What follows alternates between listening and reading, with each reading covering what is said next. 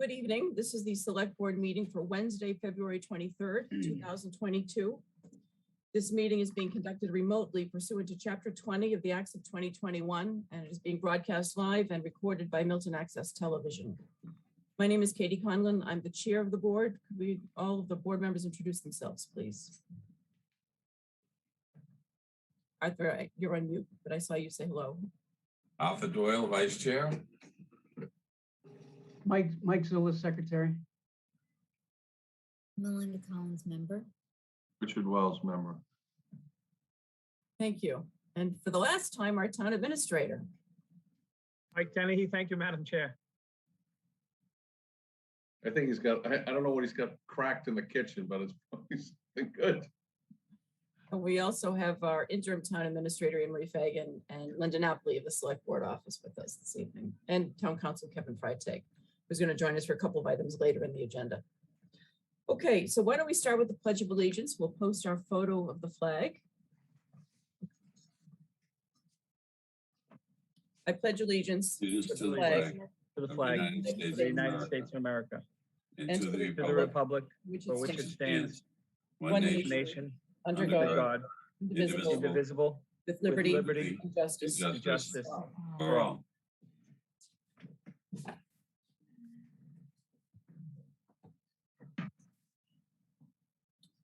Okay, thank you, everyone. The first item on the agenda is public comment. We have many people here this evening. So if we have anyone for public comment, please raise your hand using the raised hand function at the bottom of your screen. And we'll recognize you in order. We're going to set aside up to 15 minutes for public speak because we do have a full agenda this evening.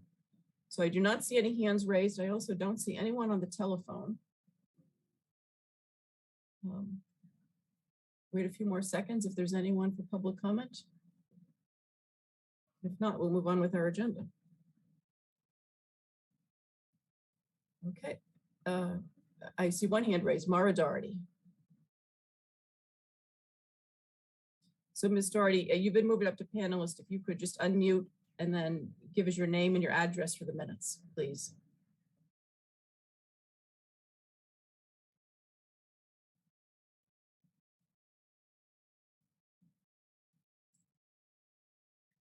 Ms. Doherty, you're still on mute. I don't know if you can hear us.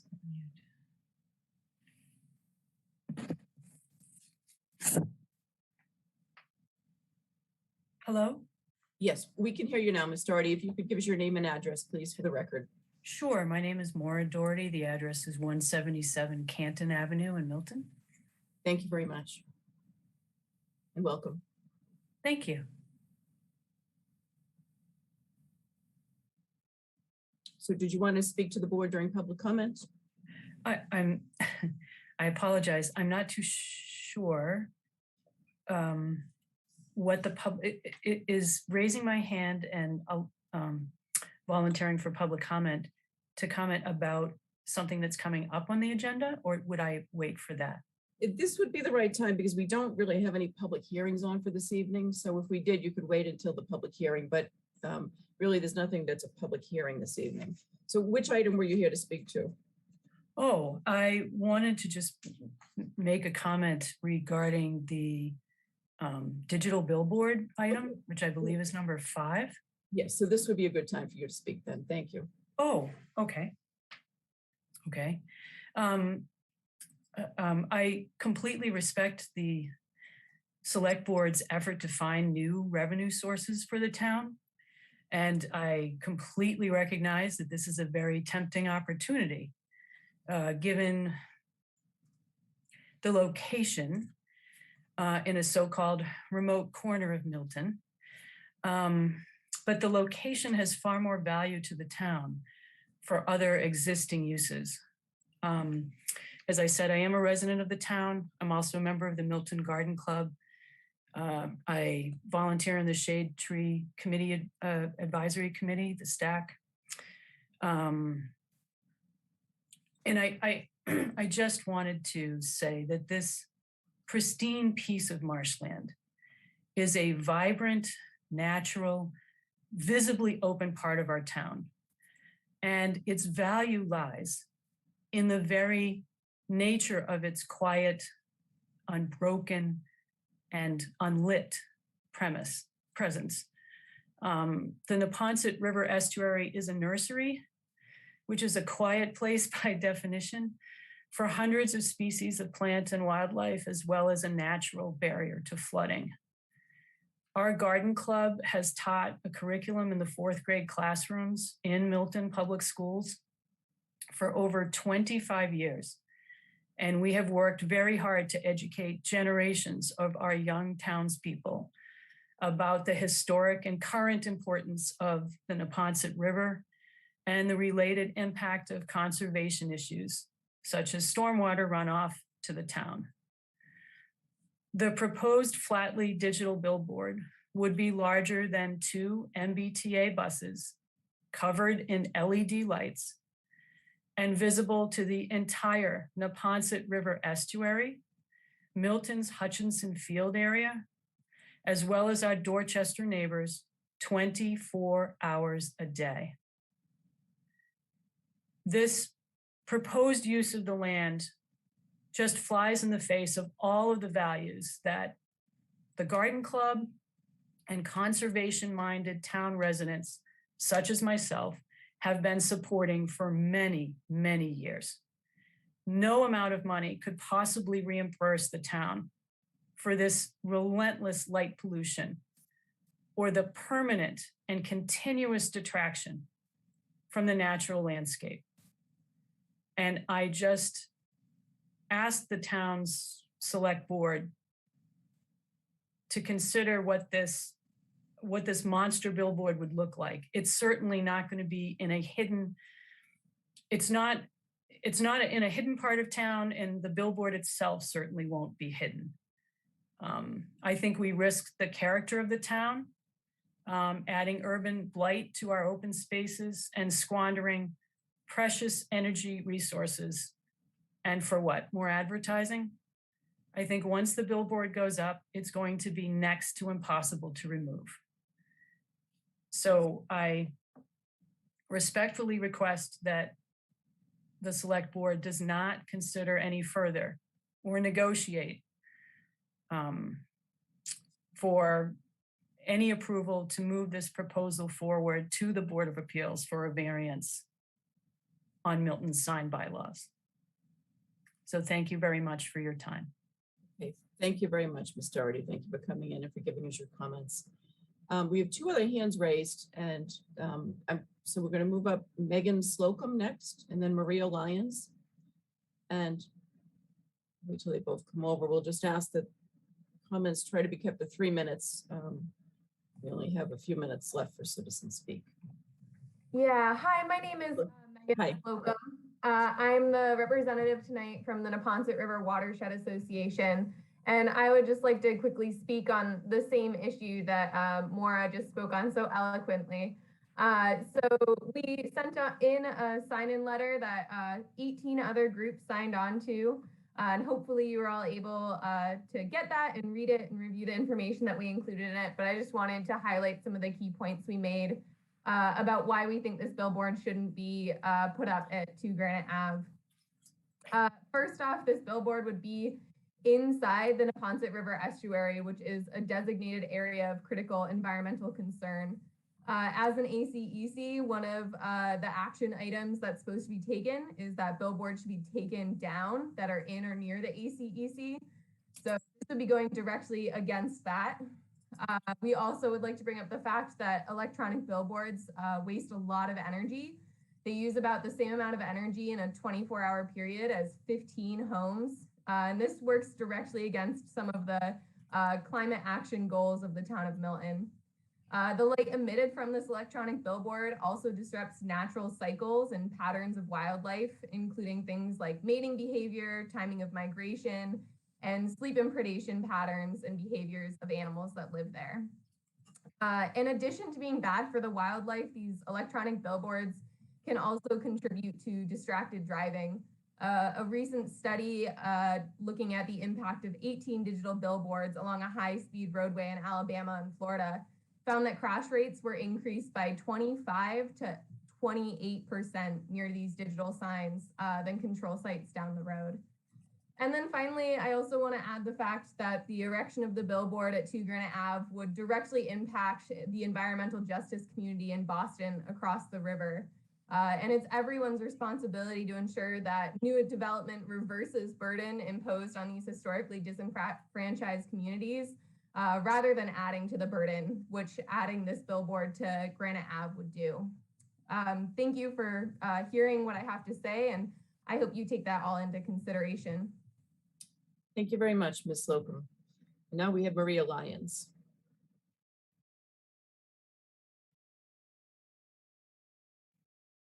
Ms. Lyons. Hi. I'm Maria Lyons. My address is 176 Walnut Street. I'm a Dorchester resident, so thank you for letting me speak at your Milton hearing. I just want to reinforce the two things that both speakers have just said. This is about the billboard again. I am on the board for the Neponset River Watershed Association and the Neponset River Greenway Council that helps to oversee the Greenway. And many of you may have taken walks and bike rides. Milton people use it just as much as Dorchester people.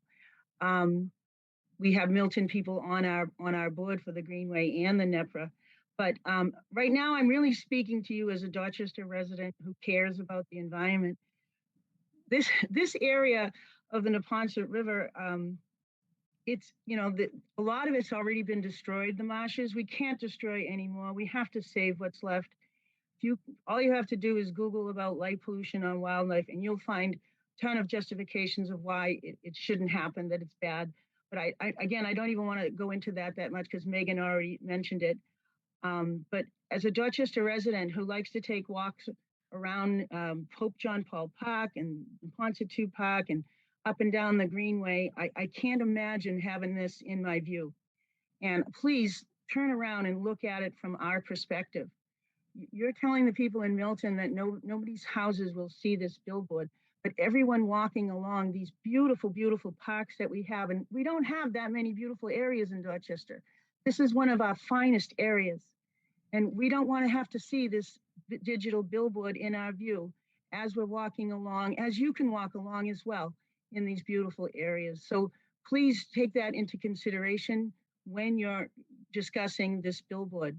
The other thing that should be mentioned is that there are state regulations about outdoor advertising, digital billboards, and the placement of this billboard right next to the ACEC, as Megan mentioned, within 300 feet of the river and the creek goes against the state regulations. So that is something you should be aware of as well. So thank you for letting me speak. And please, like I said, come take a walk around Neponset 2 Park, down the Greenway, around Pope John Paul Park, and look over the area where this billboard would be. I can't imagine looking over and seeing lime green and bright pink in my view of this beautiful area. Please protect it. Thank you for letting me speak. Thank you, Ms. Lyons. Okay, it's 7:15. There was one other hand that was raised right after we moved those two, and that was Sarnia Etienne Dupuis. So I'll recognize Ms. Dupuis. Ms. Etienne Dupuis, hope I'm pronouncing that correctly. And please give us your name and address. Yes, you are pronouncing that correctly. My name is Sarnia Etienne Dupuis, and my address is 84 Blue Hills Parkway in Milton, Massachusetts. I'm calling from Dave Dupuis Electrical Contractors, and we operate our offices out of 84 Blue Hills Parkway in Milton, Mass. And I'm calling to discuss the ARPA funding, which I know is a topic up for this evening. I'm grateful for the board for allowing me to speak. They have given me the opportunity this past week and a few weeks prior to discuss ARPA and our need. Our business, like many others, is a small business.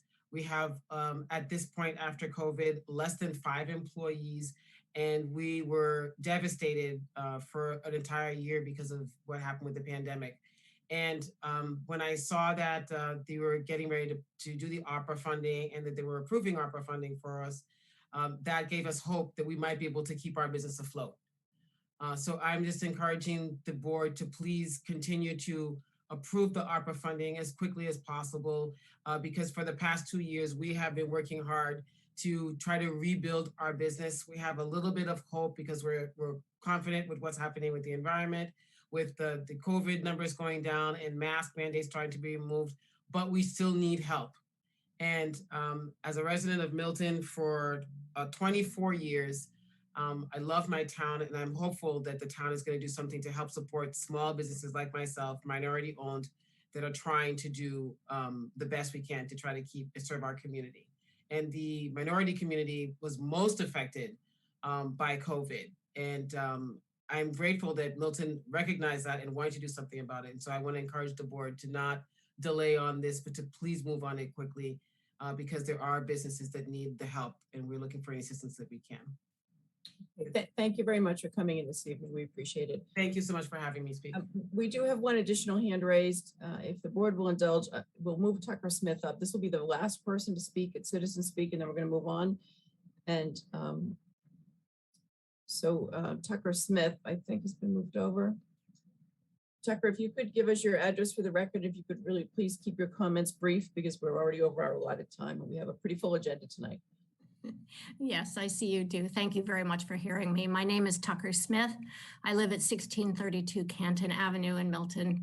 I am speaking to the billboard matter. I will not add any more comments because previous speakers have been particularly articulate, but I'm representing Sustainable Milton as its president, and our organization voted to support the letter from the Neponset River Watershed Association in opposition to this project for all the reasons that have been articulately spoken before.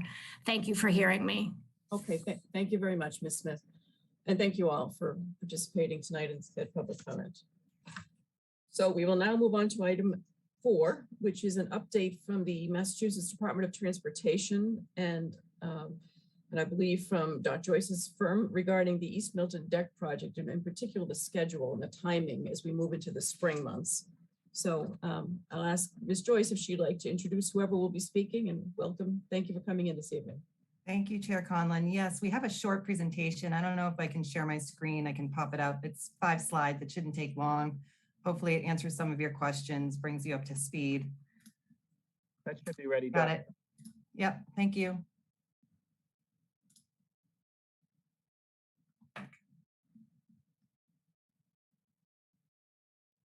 There are a few members of our team on tonight. I'm going to introduce them real quick as I get this started.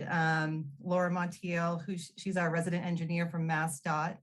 Dan Fielding, who's from MassDOT Community and Public Affairs, is on with me tonight, as well as Chris Melch from Howard Stein Hudson.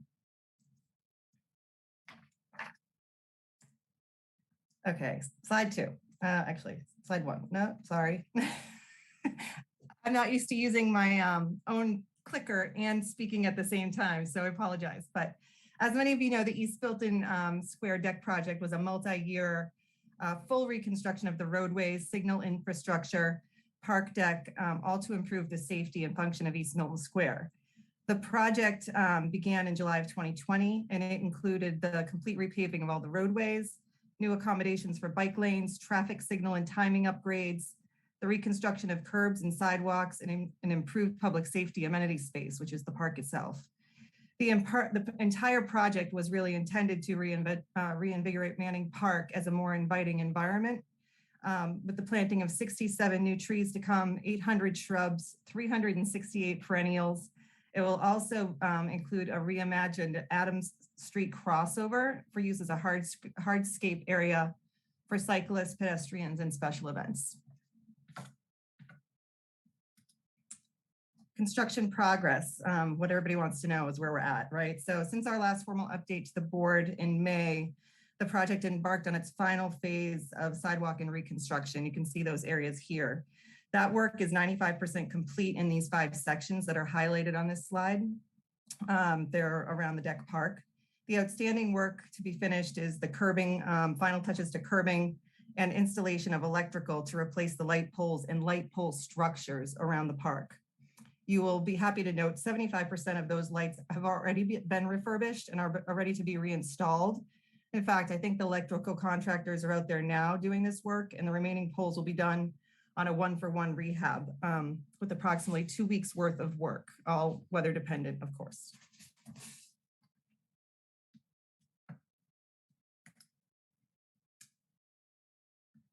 In October, we met with local officials again to review the site progress. At that time, we had begun overnight work on the deck itself underneath on I-93.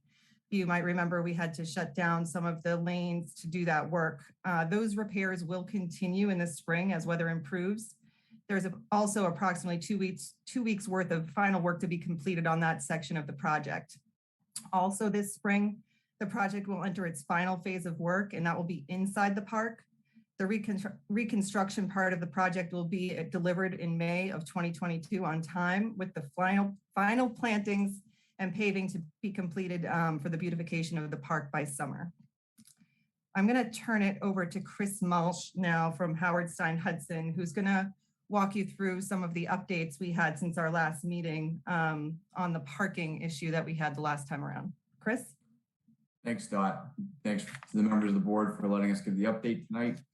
As many of the board will remember, in our initial presentation, we had discussed the net loss of parking spaces in a total of 15 were seen in the initial design.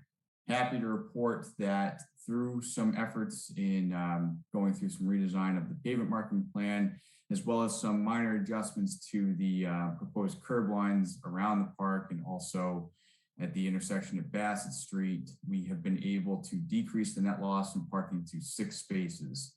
Where originally we had 64 spaces existing in and around the square, we are now able to maintain 58 in the final design. So certainly some improvements there from the last time that we had all spoken. And I believe Dot's presenting a breakdown of where we were able to gain back several of those spaces. We have 1 space on Adams Street that we were able to gain in front of the post office. There's another space that was created on Granite Ave. 1 more at Granite Ave at Bassett Street, which necessitated a small change to the curb line there.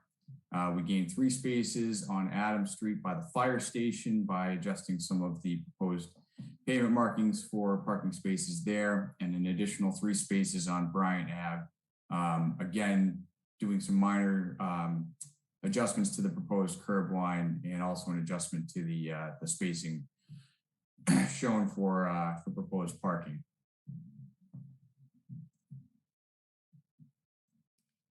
Well, thank you, Chris, and thank you all for allowing us to present tonight. There's several ways you can stay in touch on this project and others with MassDOT. They're on the screen now. Please feel free to connect with us all anytime, and I'll turn it back over to the board for any questions. Okay, thank you both very much, and for all of your colleagues for coming in tonight. I'm sure some of my colleagues have questions. One of the ones that I had was whether the undercarriage work has been done. It sounded from the slide as though there may still be a piece of that to be completed. Is that correct? Yeah, I did ask McKay about that today because I figured it was going to be a question. They do have about 2 weeks worth of work still to do on the underpass side of the deck. So I imagine as we get into the warmer weather and they're able to do that work consistently, they will start to do that again come March. Laura, if you have anything to add on that, that's the schedule I had heard. Hi, everybody. Yeah, that's correct. That's what I heard from McKay too. This past week, they are just waiting for the weather to get better so they can go back underneath to, close 93 and do the deck repairs as well. And as all of you know, it's kind of hard with the bad weather to do lane closures because MassDOT will cancel in case of rain or snow or very cold temperatures. So really it's not worth it until the weather gets better to do this job so they'll be able to work every night when they need it. And as Dot mentioned, I think starting tomorrow, the electricians will be there to start working on the new refurbished light posts and to start installing the new ones.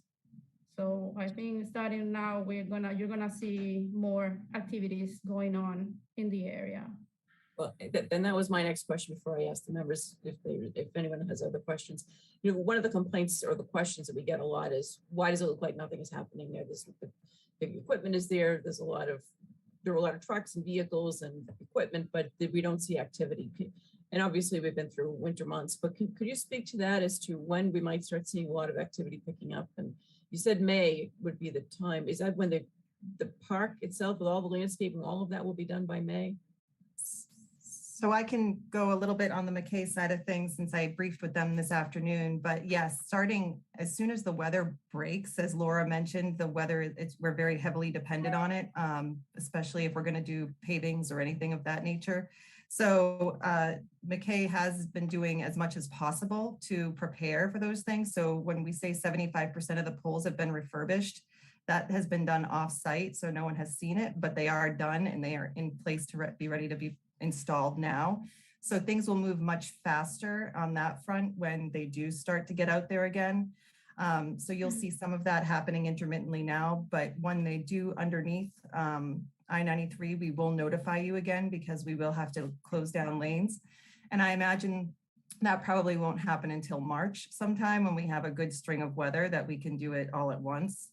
And then the project is to be finished, all the reconstruction to be finished May 2022, meaning the only thing left to do at that point will be the plantings and the final paving within the park. So at this point in time, the project is still on time to be delivered fully in May of 2022 for the reconstruction with final plantings and final paving within the park this summer. Okay, so by the end of the summer, we can expect that the plantings, the grass, the trees, all the bush, all of that will be completed. Correct. That's the schedule I have as of today.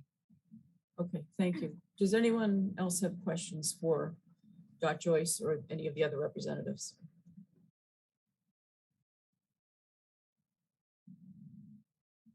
Mr. Wells. You're on mute, Richard. I see Mr. Denny has his hand up first, so I'd be interested to hear what he has to say first. Mr. Denny. Oh, yeah, so I noticed recently that the traffic signal at Bassett and Granite Ave, which is a huge improvement.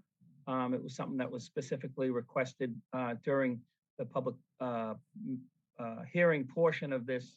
That signal has been turned on. Do we know when the other traffic signals are going to come on? I know electrical work did continue through some of the early winter months, and it's because the Bassett and Granite Ave traffic signal is such an improvement. Just wondering when the other signals may come online. Pretty much all the signals are working around the area.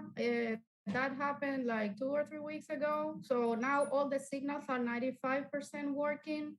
We're just waiting for the last part of the interconnect that we are trying to get Eversource to help us with that. But all the traffic signals are already working. The new ones. There are some that are bagged because, you know, to avoid accidents or something, because Boulevard Street is not a one-way street yet.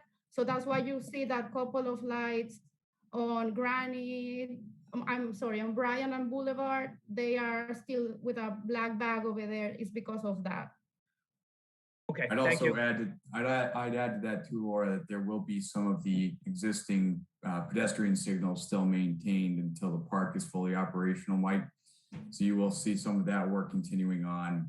And the adaptive signal control, which is a new software that we're working with on this project, is also yet to be implemented. That's kind of hand in hand with the interconnect. So there'll be some further improvements coming, but I would agree that the activation of that signal at Bassett is a market improvement from the previous condition. Thank you. Thank you both. Thank you, Mr. Wells. Thank you, Madam Chair. And I was going to follow up on, I did notice the turn signalization has been activated at Bassett and Granite. So following up on that, so that's, I'm giving you that's a good mark for that. So my first point, so the smart technology that we've labored for so long that is going to allow all the signals to communicate with each other should be fully functional by May or before. Chris, that would probably be in your wheelhouse more than mine. Yeah, it's The dependent interconnect that upon. needs to be in place, right? The interconnect has to be placed and then, Correct. I mean, we have the interconnect that's going to have to be placed. And then I believe that there is going to be a piece of equipment provided to the town, namely a laptop, Richard, that's going to be housed in the traffic control room. There'll be some training associated with that for the town provided by the contractor or the representative of the software company that provides it. This is all part of the contract documents. Once that training is complete, I believe that's when the implementation will take place. I can't speak on exactly when that's going to happen, but I would imagine right in that time frame of March to May for the completion, we would see that realized. Okay. Second part of that is, as you know, Granite Ave northbound in the morning, particularly the morning commute between exit 9 and exit 11, as it parallels 93 North. Any hiccups on 93 North have a direct impact on traffic flow through the square. As I believe you're all aware, MassDOT came in 2019, 2020, and completely redid the intersection of Squantum and Granite. I don't believe that project, and we've talked about this many times, this goes back to like when I was still chair of the Traffic Commission. We talked about perhaps having a wireless connectivity between the new system and the square, connecting and talking to that intersection, because I believe you, I'm sure you already know this, I don't think I have to tell you this, how vital that is going to be to the overall improvement of northbound traffic on the AM commute instead. Don't all jump to answer at once. Sorry.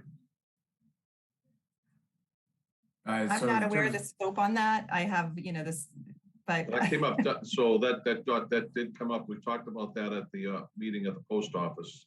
Okay. And that's how I made a mental note, because originally I thought it would be hardwired into this system.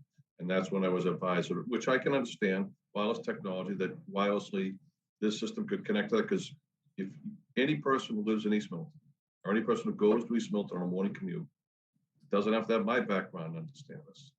Watches the northbound traffic and watches what is now a daily backlog from the northbound on-ramp at exit 11 and goes all the way back in the square. If we don't tie these two lights together so that they can talk, we're doing ourselves and this community a disservice. The fact that you and I both know that this can be done wirelessly, I just want to make sure that that I gets dotted and that T gets crossed. I don't want to be talking about this a year from now after you're working on a project out in Stokes.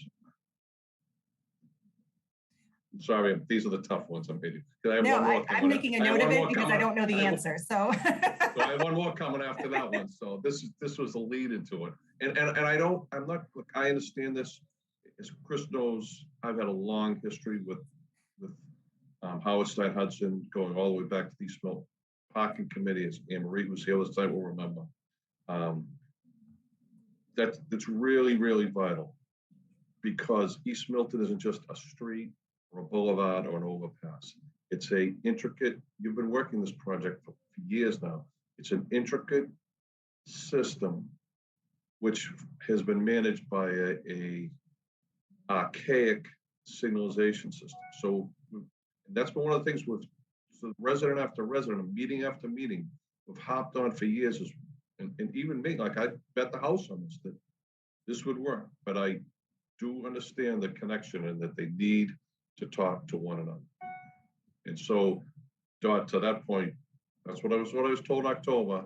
I just want to make sure that happens, because if it doesn't, I mean, we're just putting ourselves in a deficit from the day this project is ended and then you leave.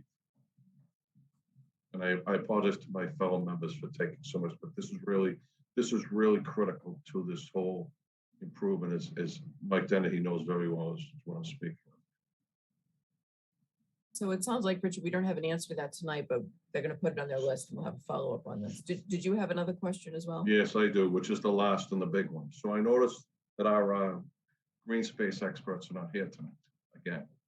And as you know, Dot, and Dot's smiling because she knows where I'm going with this. The residents of the town, the residents of East Milton, written on the 25%, the 50%, the 78%, One of the things that they advocated strongly for, which initially caused Howard Stein Hudson to give us a design that called for some type of pavilion on that park, so that when these, as you alluded to in your earlier in your presentation, Don, when people do safely cross and want to go into that park, one of the things that the residents want to do is bring life to them. So initially, we had a plan in there for a pavilion. It got cut. Representative Driscoll secured $100,000 for that a year ago, and it's been sitting. I've asked repeatedly, meeting after meeting, when we could at least see something, so we could know which way to direct. The Chamber of Commerce wants to raise money, towards the additional costs. I don't want to be having this discussion 5 years from now, like whatever happened to our pavilion, because as you all know, life moves on and then you can't go backwards. This is an opportunity that we have to seize. Now, I know that from Chase Berkeley that the pad has been laid where it would go in the north. You're facing the image you showed us previously. If it's in the northwest corner, I know that the electrical is, I believe, and you can tell me if I'm wrong, Don, on this, that the electrical's been laid and the pad has been laid for something to be constructed or designed there, but none of us are in that business. And if someone could show us something to put us in the right direction, you did give us a fee, a price tag, $200,000, which is why Representative just went out and secured 100 right away. But we do need a little help on this. I take it, I get it's going to be on us, but we want to do this now, not 2025. Well, as you've alluded to, it definitely is on everybody's radar. It definitely is something that they're preparing for, that I know that the team has talked about.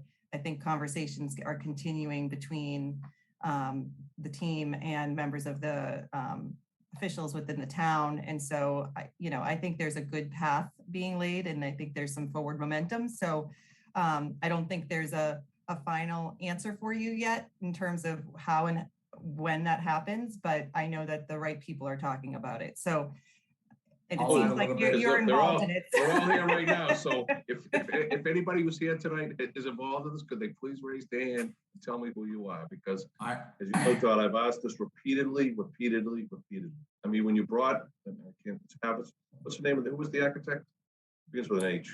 It's Halverson, Ty and Bond. All right. And I'll provide you a couple more details on that too. So Don alluded to wheels spinning behind the scenes, and they've kind of advanced a little farther from there. So once again, through the exhaustive efforts of Mr. Berkeley, there's been able to be a bit more progress than just discussions at this point. So Halverson, Ty and Bond is in the process currently of finalizing a proposal to the town for design services as well as construction of that structure. Additionally, we are coordinating the project in this separate pavilion project in tandem with the deck replacement project, or the deck repair project rather, that's taking place, with the understanding that we don't want to have to redo anything that's already been laid for flat work if we can avoid it. So the intent there would be to closely coordinate both efforts and implement whatever design and foundation elements would have to be included for that pavilion into the repairs that are taking place in the deck, and not have to go back and dig something up that's already been poured for a finished material. I'm 150% on board with that. I'm fine with that. I just, I believe, is it Richard Houghton? Is that his name from House? Is it yeah, Rich Houghton from Halverson. Rich Houghton. Yep. And your introduction, Bridget's introduction to us from him was, I'm bringing you the designer for the Rose Kennedy Greenway. That's what was said to the citizens of this community and to us. So Dot's smiling because she knows I paid attention to these meetings. I'm like, listen, we've waited so long and with so many hours on so many people's behalf have gone into this project, that we have to do this right, because we're not going to get another shot again to do this in our lifetimes, any of us who are sitting here. So I'm appreciative for all the efforts and all the positives that are coming out of it, but those are things that just little things that have to be included in this as we move forward, particularly, as Madam Chair will know, May of 2022 is going to be on us before. So with that, I'll end my comments. And thank you, and I'm sorry. Thank you for the progress. I'm sorry for being tough on the issues that still are looming out there. And Madam Chair, thank you for allowing me this time. And thank you, John. We'll make sure we are following up on those issues. Mr. Doyle. Thank you, Madam Chair. I have 3 points and I'll try and be brief. The first is to second Mr. Wells on the Squantum Street, Granite Avenue intersection. The impact on the Wood Street crossing is absolutely perilous. And the synchronization that he advocates just has to be done. It's a major public safety issue, as well as a reflection on the quality of the community that Milton is. Second, I want a third, if I can use that expression, Mr. Dennehy and Mr. Wells, about the Bassett Street light. It is terrific. I've used it several times and am very pleased. One correction that has been asked of me by people there is if, and I don't know if this is the responsibility of MassDOT, I don't know how far your jurisdiction goes into Bassett Street or if it's the town of Milton's jurisdiction. If street markings can be placed on the right-hand side of Bassett Street in front of the entrance to the fruit center, because as most of us know, Milton is a cut-through community. Milton residents know to stop before that entry to allow people in. The cut-through people do not. When the light is red, people coming down Granite Avenue and taking a right onto Bassett Street cannot get into the food center because the traffic is stopped up Bassett Street now. So there has to be something done as a road marking to signal people not to block that driveway so that the traffic isn't backed up into Granite Avenue, which I've seen on 2 occasions now when I've gone over there. And I don't think that's something that you want to have happening. It's an unintended consequence. And my third is, again, a community recommendation. Like Mr. Wells, living only a couple of blocks from this area, the condition of the site has been requested for improvement. The contractor's trucks, maybe 1, but not 3. The fencing is abysmal from what people report to me. And people who work in the construction industry have said to me that they would never leave a site in a community in that type of a condition.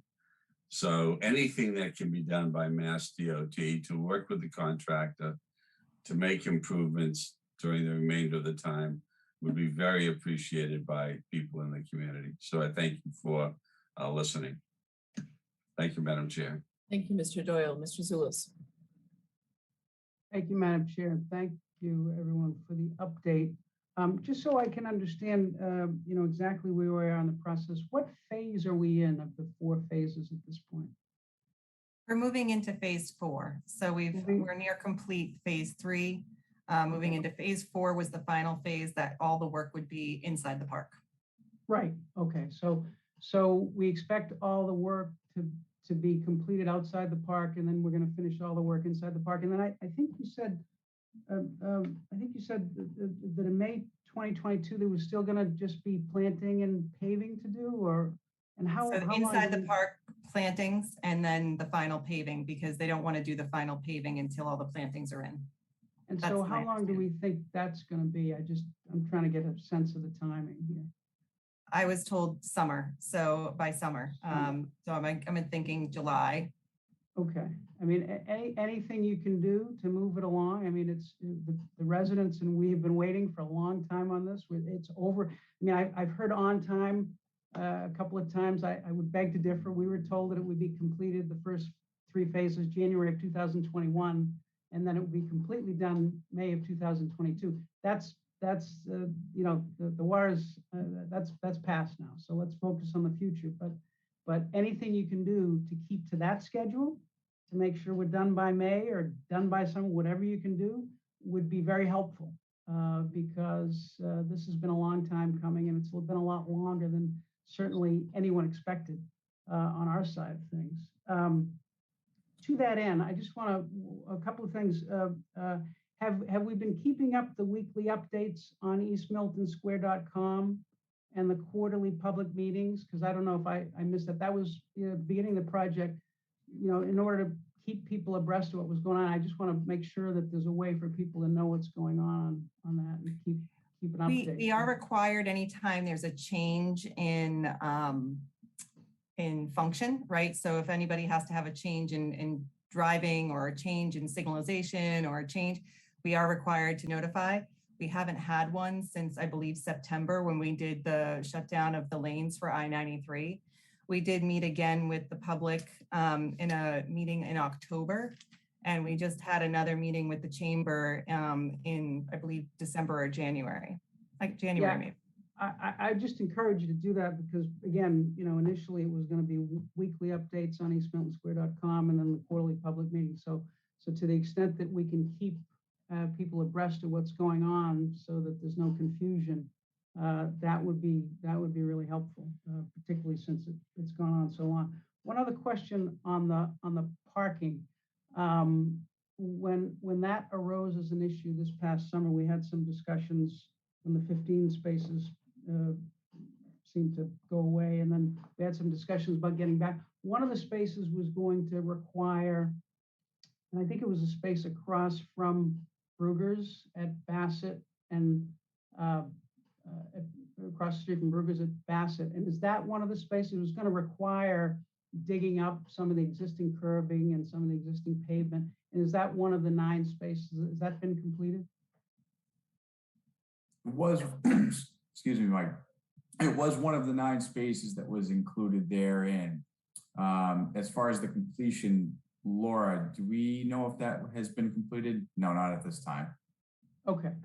So that would be. Go ahead. Sorry.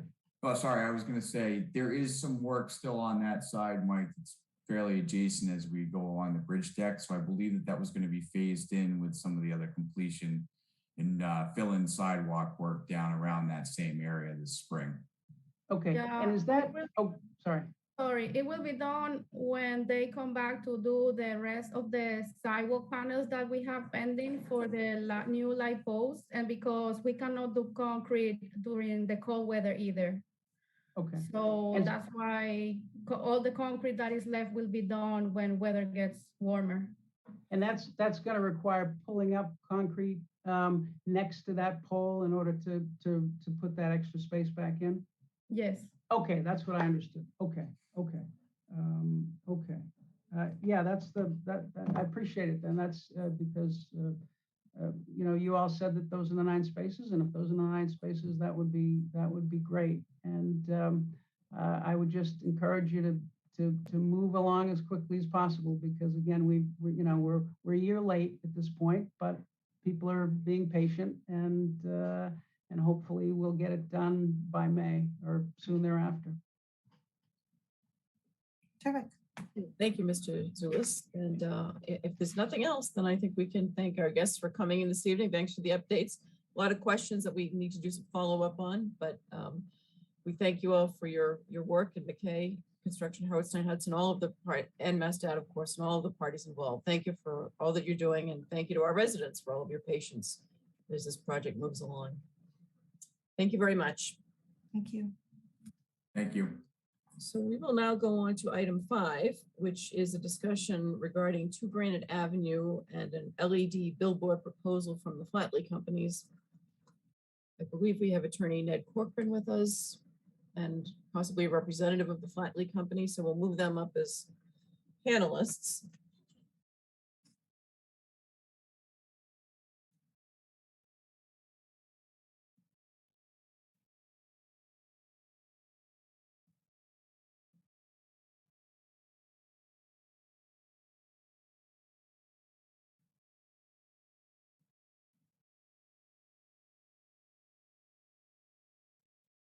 Okay, here we are. So thank you to Ned Corcoran and the Flatley representatives for joining us this evening. Before we get started, I thought what we would do to cover this item is break it up into a couple of different pieces. So first, I just want to mention that since we last met, and it was in the fall, I can't even remember what month it was, October, November timeframe, I think. probably November. The board has received several dozen comments, at least several dozen comments. We've heard from many residents in Milton and Dorchester, as we did tonight, a public comment. We've received many emails from Milton residents as well as from Dorchester residents.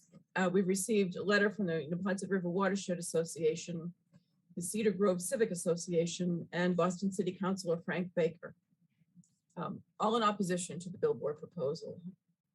So the board has received those comments, and I would like to ask our town council, Kevin Freitag, and Joe Prondak, our building commissioner, to give us a little bit of an update on the Milton bylaws, and then we will go to Mr. Corcoran and Flatley if they have any updates for us, and then hopefully a discussion by the members of the board. We are aware of a recent denial by the Outdoor Advertising Agency of an application for a billboard on Morrissey Boulevard, and we've asked town council to take a look at what additional information we might be able to find out about the reason for that denial and any details on that. So let me ask Mr. Freitag and Mr. Prondak if they could speak to the Milton bylaws. That there was a suggestion earlier that in the fall we were going to have a process before the Board of Appeals, and that was mentioned again this evening, but we believe that's no longer the case. So Mr. Freitag and Mr. Prondak, whichever one of you would like to speak first.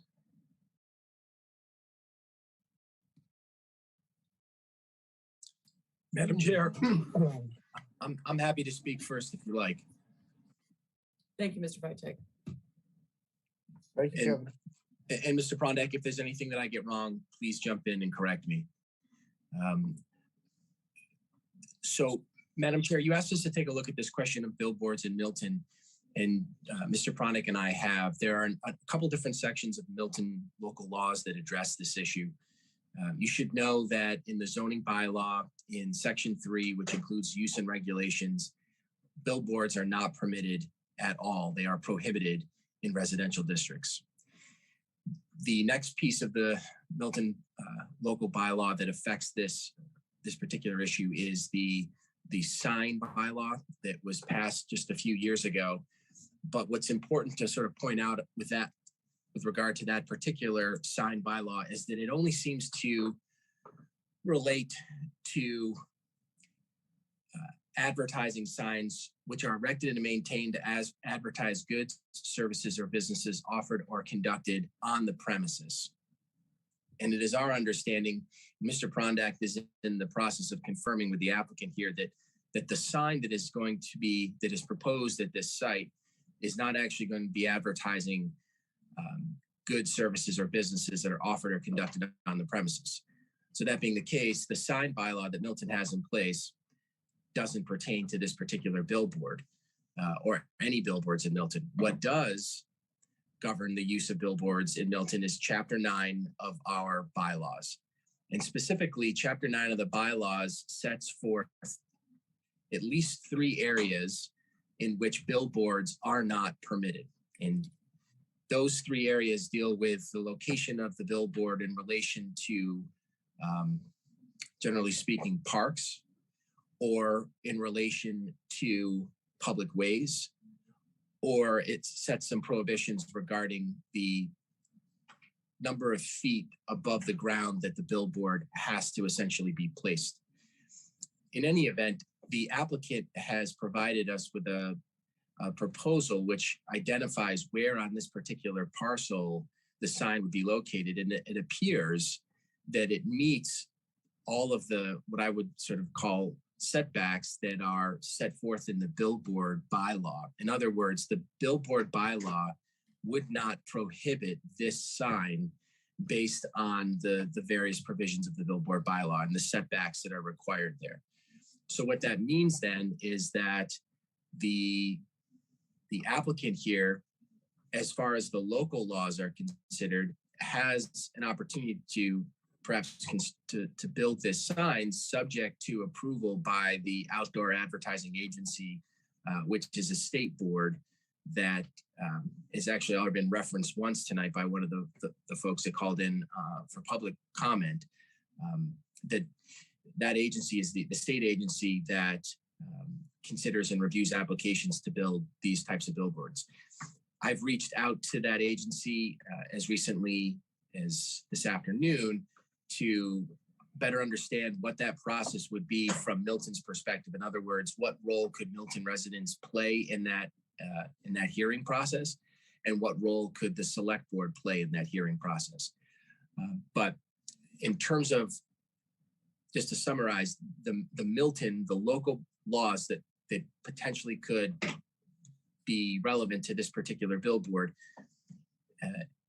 there is no set of our local laws that prohibits this billboard. And in fact, because it's not something that's regulated by the sign bylaw, it doesn't go through that ordinary process of application to the building commissioner and then referral to the sign committee, and then eventually perhaps an appeal to the select board. That process just isn't in play for this particular item, for this billboard. So with that, I just turn it over to Mr. Prondak in case I missed anything. He's the one that did the analysis of whether or not the sign as cited in its proposal by the applicant actually would violate any of the prohibitions in Chapter 9 of our bylaw. Mr. Dennehy has his hand raised, and we did have Mr. Prondak, although I don't see him now. Mr. Dennehy. He just texted me that he lost his internet connection. He's trying to get back on.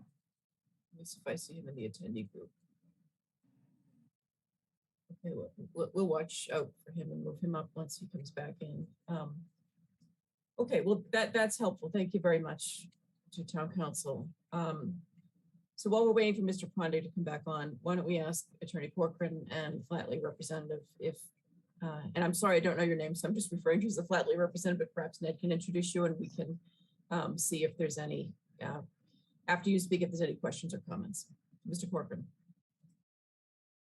Thank you, Madam Chair and members of the board. I'm joined by Douglas Richardson, who is representative from Flatley Company. He's the project manager liaison in this matter. Thank you and welcome, Mr. Richardson. And before you go on, Ned, I see that someone has entered a comment in the Q&A. That should be disabled for our meeting. We've disabled the chat function. We do not use the Q&A, and the board is not going to look at the Q&A during the meeting. So let me just state that for the people who are attending. Go ahead, Mr. Corcoran. Thank you, and I'm sorry for the interruption. Thank you, and I appreciate that. I think I can be relatively brief. I could share screen. I do have a copy of the site plan that Mr. Freitag referred to, that was reviewed by him and Mr. Prondak. I do agree with their analysis that the billboard is not prohibited by any provision of the town's bylaws. I was in error probably 6 months ago when I was coming before you, when I thought we may have had to seek a variance, but I do agree that this is entirely within the jurisdiction of the Outdoor Advertising Board, and we'll be preparing shortly to file the application with the Outdoor Advertising Board for review and approval. The one condition I think that Mr. Freitag references, that on-premises advertising is prohibited. That might be something that Ketchy's law firm would be upset about, but they would not be allowed to advertise on this billboard. That clearly would be not available should we go forward and be successful with the Outdoor Advertising Board in getting permission to erect this billboard. I appreciate the town sharing the comments that the board has received from NEPRA and others, and I understand it. I get it. I understand the issues and concerns. One of the issues that was raised specifically, I know, is whether or not this property is within the ACEC.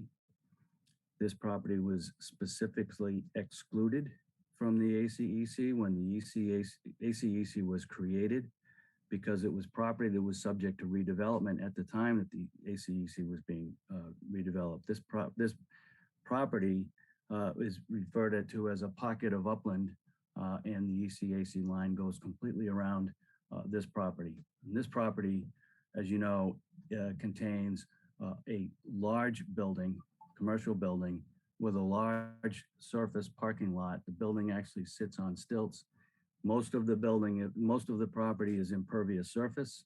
It's all abuts directly on the Neponset River and the properties around it. this project, if it were approved, would simply be a 3 to 4 foot square hole that would be dug, filled with concrete, and then a billboard posted on top of it. The impact, we believe, to the wetland resources that are protected by the ACEC would be negligible if there would be any impacts at all. So we understand concerns. We understand the purpose of the ACEC. We believe very strongly that the ACEC is not, that we do not have any impact, nor is the project prohibited from going forward as a result. So what I think I would like to request, and we've reached out to Mr. Dennehy over the last weeks, is to enter into a conversation with the town representative to put in place, if we can, an agreement that if we are successful with the outdoor advertising board, would enable the town to benefit economically from the development of this billboard. We don't expect, nor do we request, the select board to support the application. We know there'll be a whole lot of pressure against you with respect to that, but we do think it's appropriate for the town to be in a position to benefit, and we think benefit substantially if we're successful at the outdoor advertising board. So my one ask, whether it's tonight or later, would be that the board authorize Anne Marie Fagan, and hello, Anne Marie, nice to see you back. I think probably a big surprise to you, but whether it's she or Mr. Freitag, or a combination of them, to at least engage in a conversation about what the parameters of a benefit package would look like. It would be substantial, be north of 6 figures, and the town ought to be in a position, I think, to benefit from that if we're successful. If we go forward and we are successful without that benefit package, I think the town would be left begging to be involved at that point. So I appreciate your time. I know it's a difficult issue. I know it's one that's brought a lot of interest. I seem to attract those types of issues from time to time. But I appreciate it. But I would ask and urge the board to authorize someone on behalf of the town to work with us to at least develop the framework of a benefit package that if we're successful, the town would have an opportunity to benefit from. Thank you. I'm happy to answer questions that may exist tonight. Okay, thank you very much, Mr. Corcoran. I see we have our building commissioner, Joe Prondak, back. So, Mr. Prondak, if you would like to add anything to what Mr. Freitag said, and I don't know if you heard everything that he said since your connection was lost, but if there's anything you'd like to add, please feel free to do so at this time. Good evening, all. Joe Prondak, building commissioner. Unfortunately, I did not hear any of what Mr. Freitag had to say. My connection just dropped completely.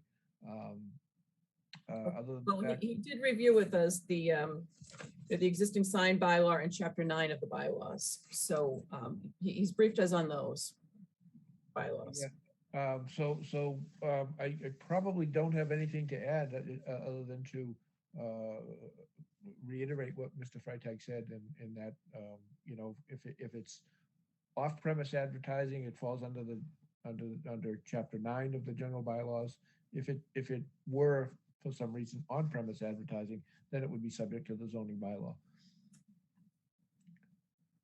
Okay, thank you, Mr. Prondak.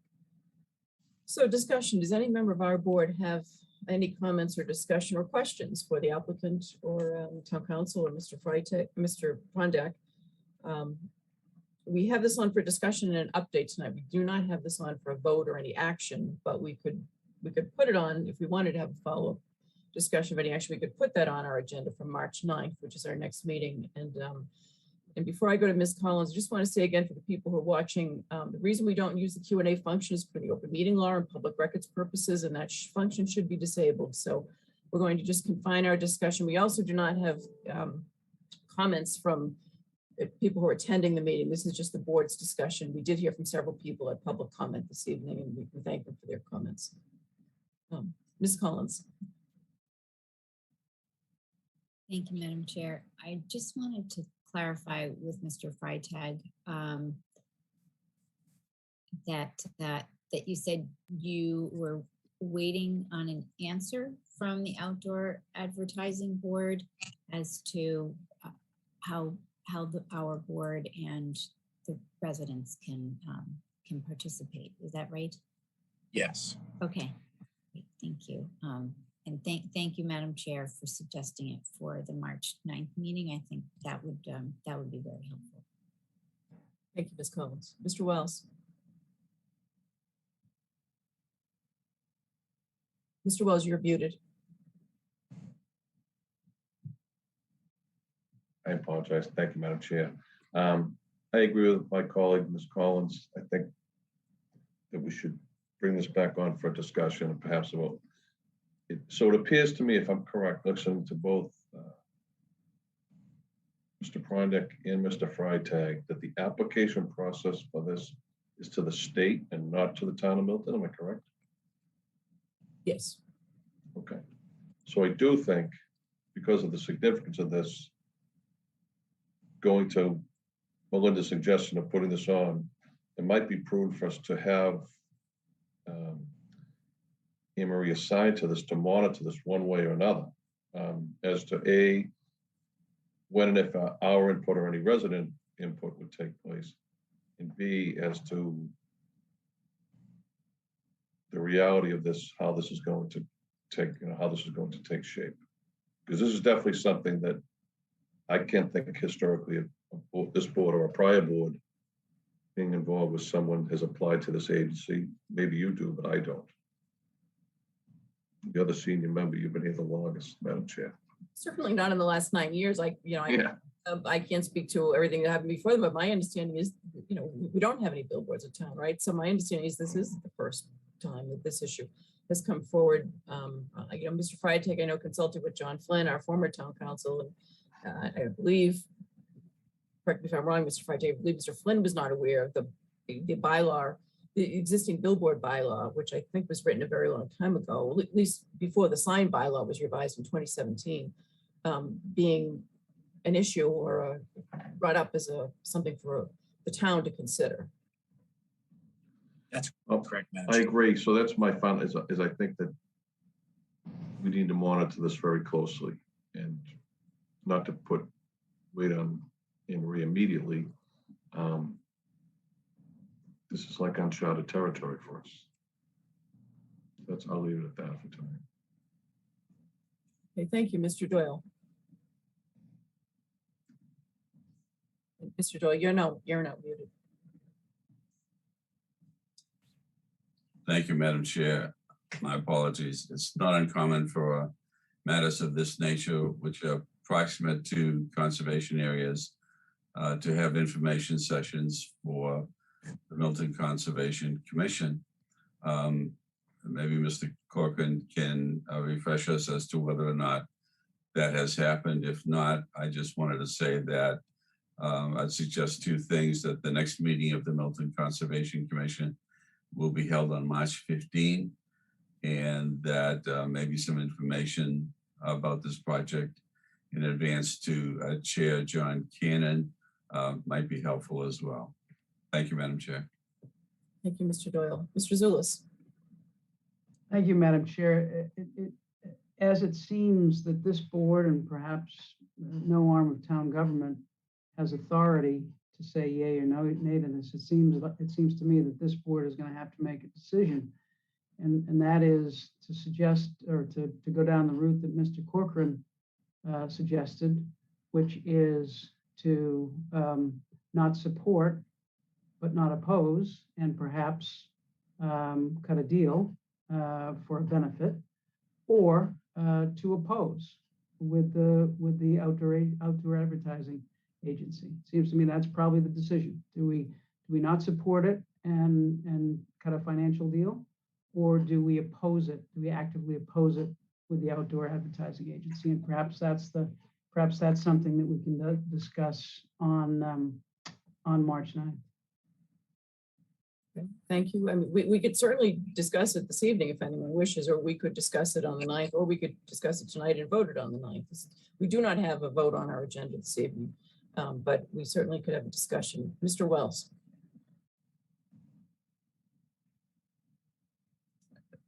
You're on mute, Mr. Wells.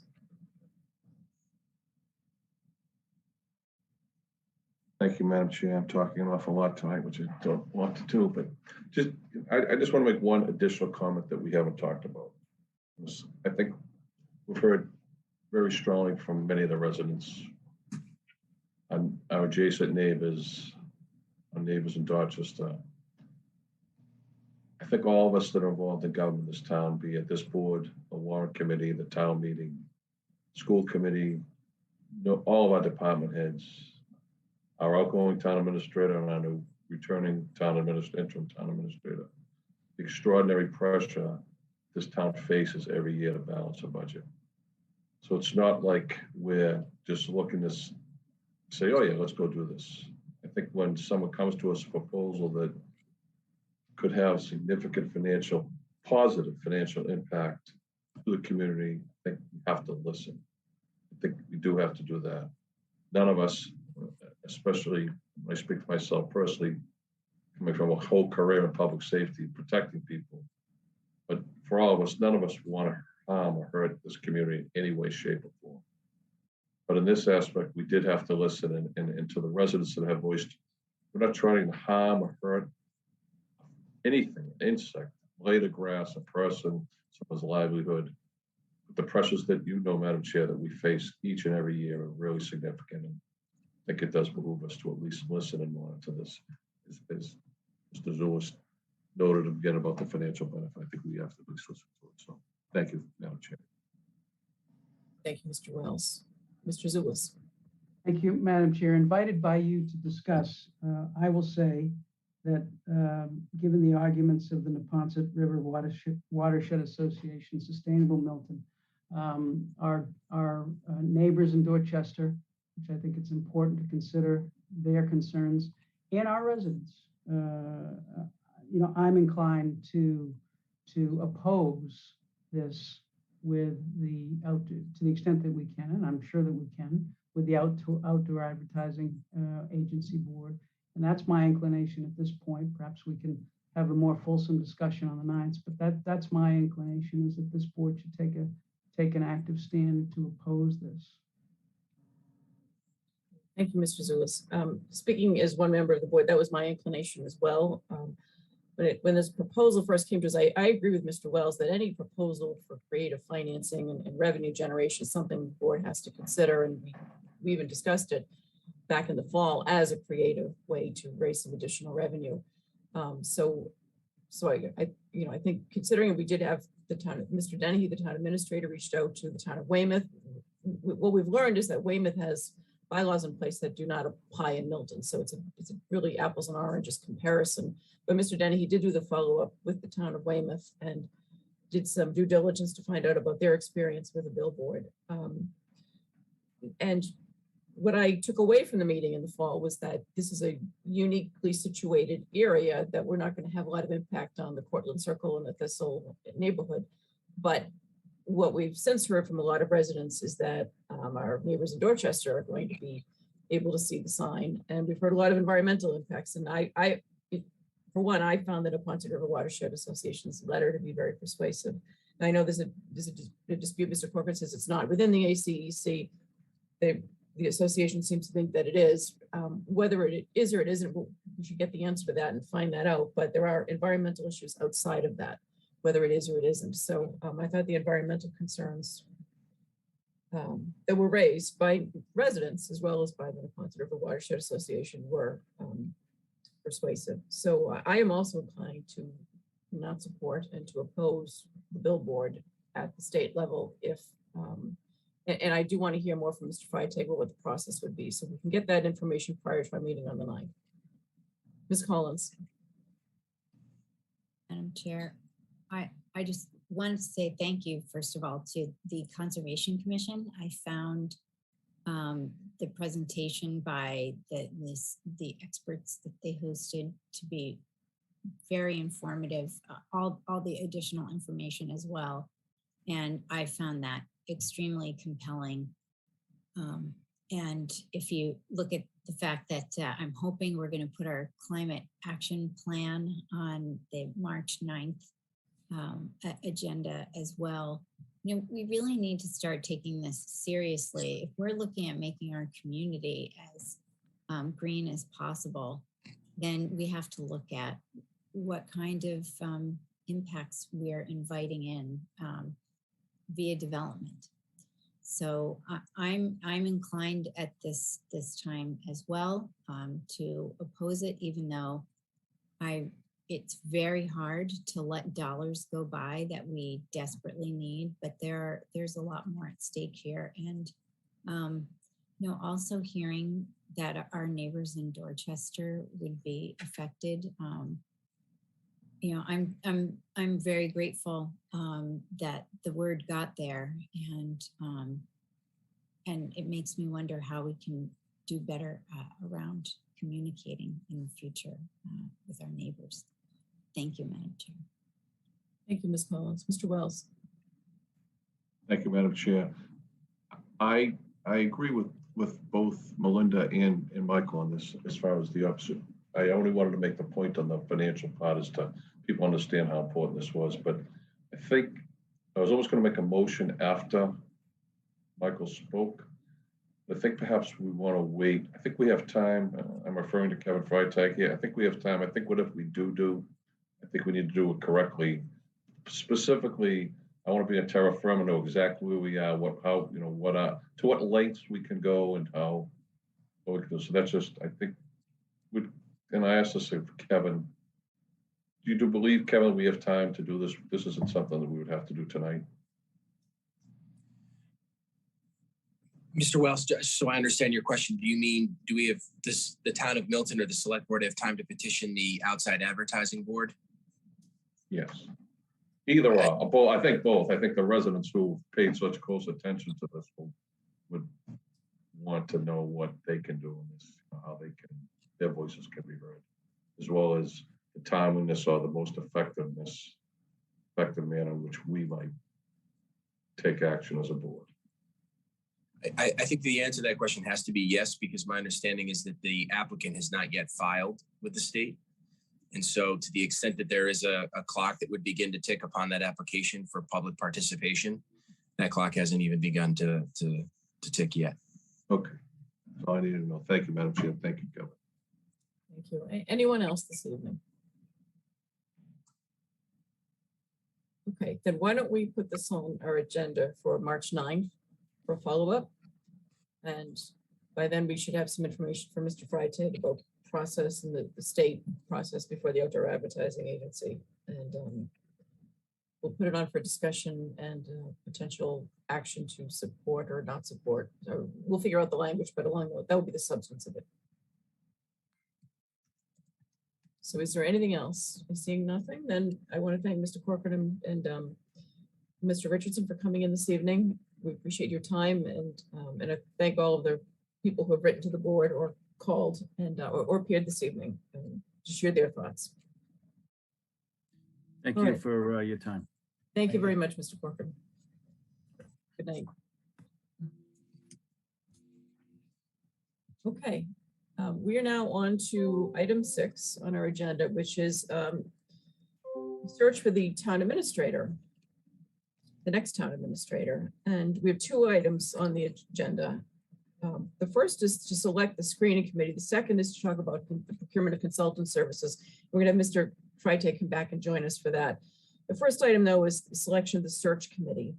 And there are 2 pieces to this. We've talked about having 1 or 2 members of our board serving on the search committee. And I think it was Ms. Collins who at the last meeting said perhaps everyone on the board would like to serve on the committee. And then we have 16 names that have been submitted by the members of the board, various names, 16 in total submitted by the board, all of whom bring something different to the table. And I want to thank all of them for putting their names forward, because it's not easy to put your name forward knowing you may not be selected and yet have it appear on a public agenda. So why don't we first decide, because we're going to have a 7-member committee, why don't we first decide what we're going to do in terms of a board member or members on the search committee.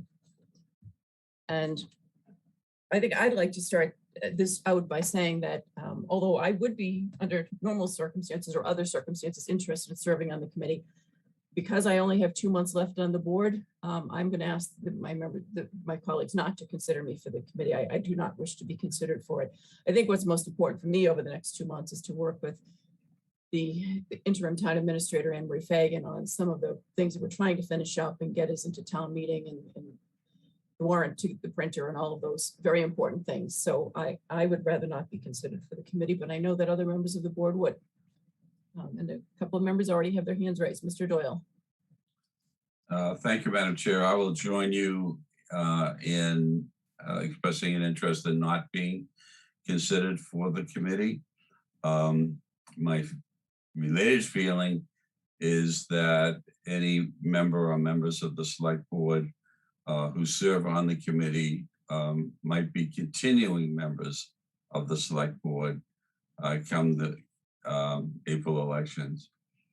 One other observation is, and I don't know whether this is possible, we have a plethora of very, very attractive candidates for this election committee from the community. We're very fortunate in that respect.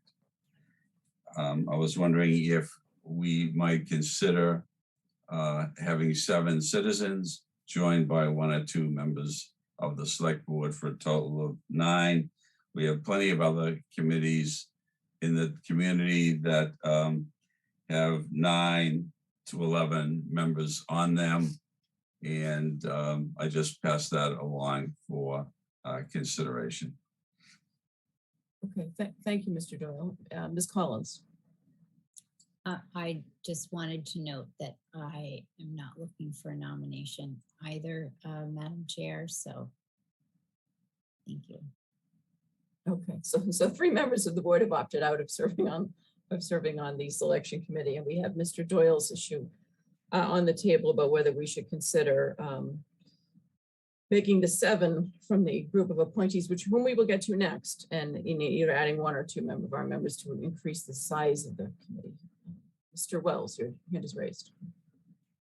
Thank you, Madam Chair. I'm not saying anything about no. So I have a thought similar to Arthur's, and I've thought about this since I saw the list. I actually thought about this since Mr. Dennehy announced that he was retiring and departing. Is that we have 16 great residents, and if you look at the names, one of the things that I think is critical here is the diversity of thought, the diversity of expertise. You have 2 department heads, 2 of your more senior department heads, 2 that play critical roles with the town administrator, particularly in day-to-day operations, that have a understanding, a clear understanding of that aspect of the position. And having been on that side of it, and now here on the board, I get the influence of that.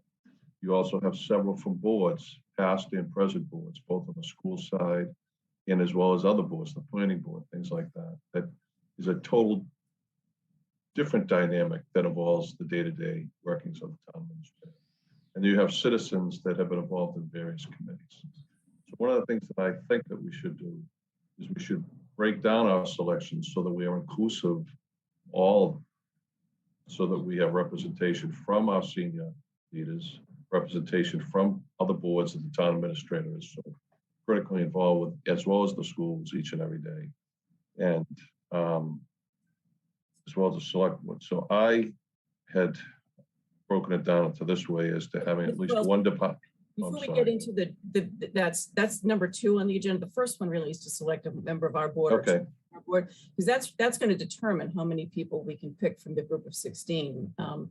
And I was going to propose a way that the school committee used about 10 years ago when they had a vacancy as the way we might want to go about selecting the members of our committee. But I think we first need to address a member of the board being on the committee. Okay. So we have 3 of our members who have opted out, and we need to decide whether we want to have 1 or 2 members on the board. We have Mr. Zulus and Mr. Wells, who previously indicated that you were both interested in serving. I don't know if either of you has changed your mind. We also have Mr. Doyle's suggestion that we consider a larger committee that would include 7 of the 16 residents plus 2 members of the board. or one member of the board, and I guess you could, in that case, make it 8 members of the committee. So what do people think, first of all, of increasing the size? And then thoughts on the member of the board being on the committee?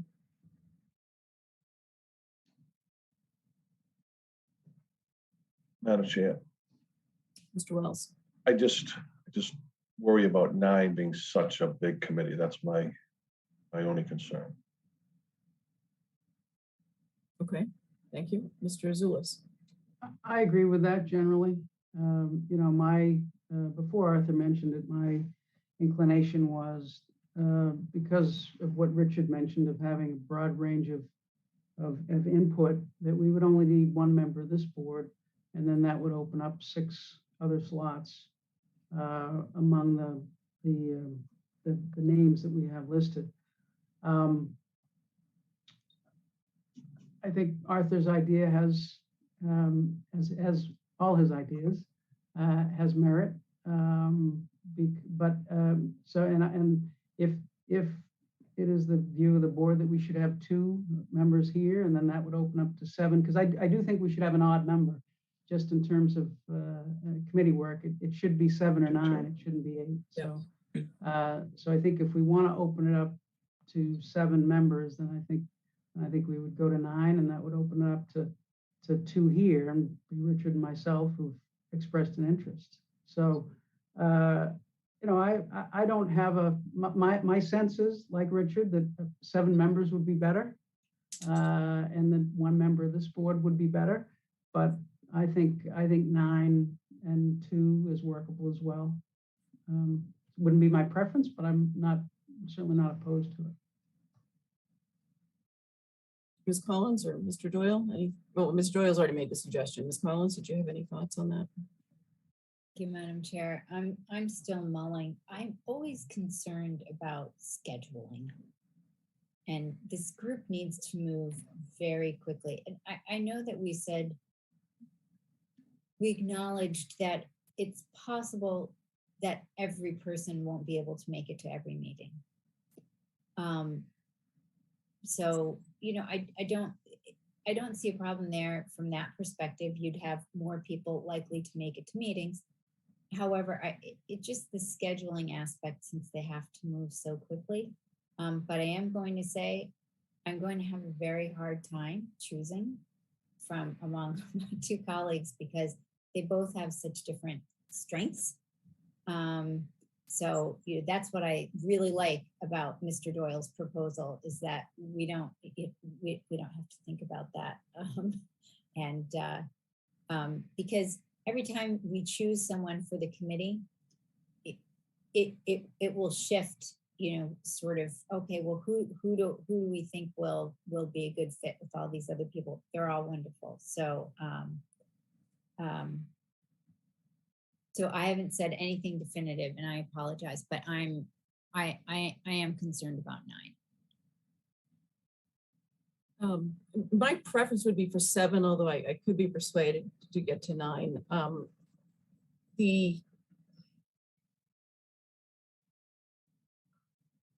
I think 1 member of our board probably makes sense, and have 6, and that's kind of what I came in prepared to do, was to.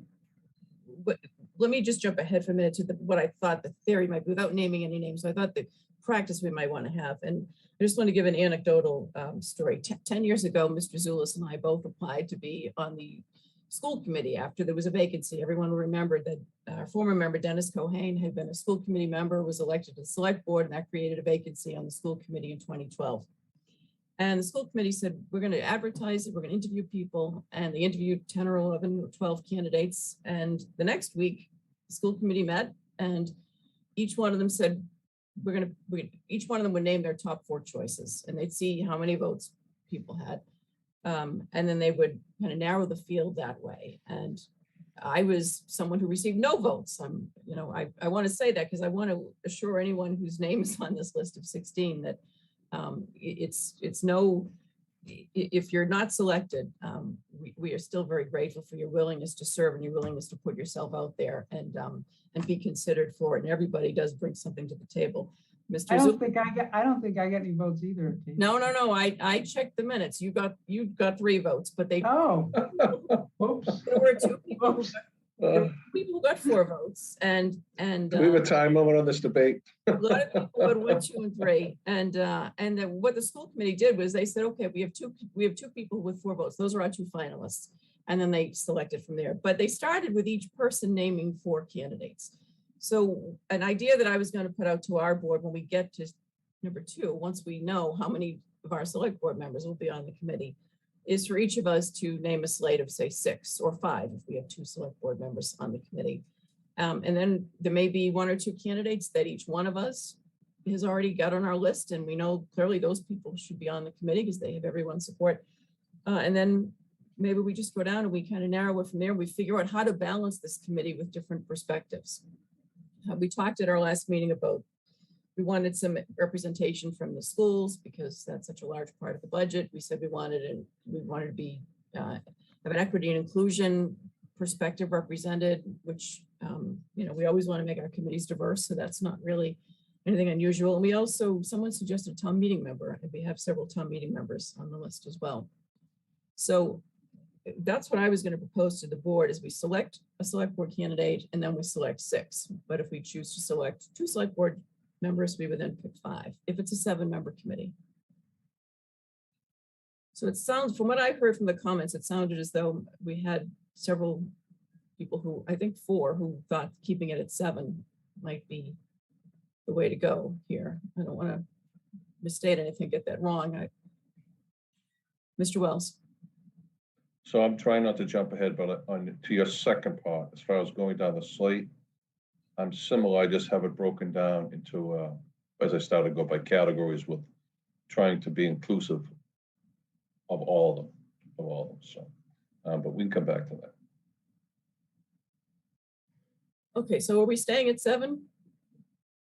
We could make it subject to change if we feel, if we get to 7 and we feel that there's areas of expertise that some people bring that are not included, and we want to increase the committee at that time. I think that's fair, Madam Chair, to ascertain the number of select board members and go through the process. And then you can, in the presence of that information, have a much better decision as to whether or not to stay at 7 or go to 9 or any other number. Okay. If that's agreeable to the other members of the board. So just to get the discussion going, I'm going to make a motion that we appoint Mr. Zulus to the committee because he has the most number of years left to serve on the board. And we'll be working with whoever the town administrator is longer than, unless then we'll be, obviously there's an election next year and people may decide to run again. And but currently it is the latest number of years left on the board. Is there a second?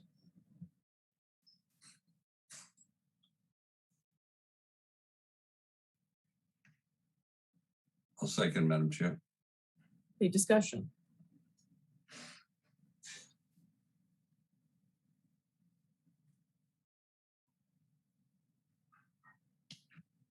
It is 8:35, so we still have a lot on our agenda ahead of us tonight.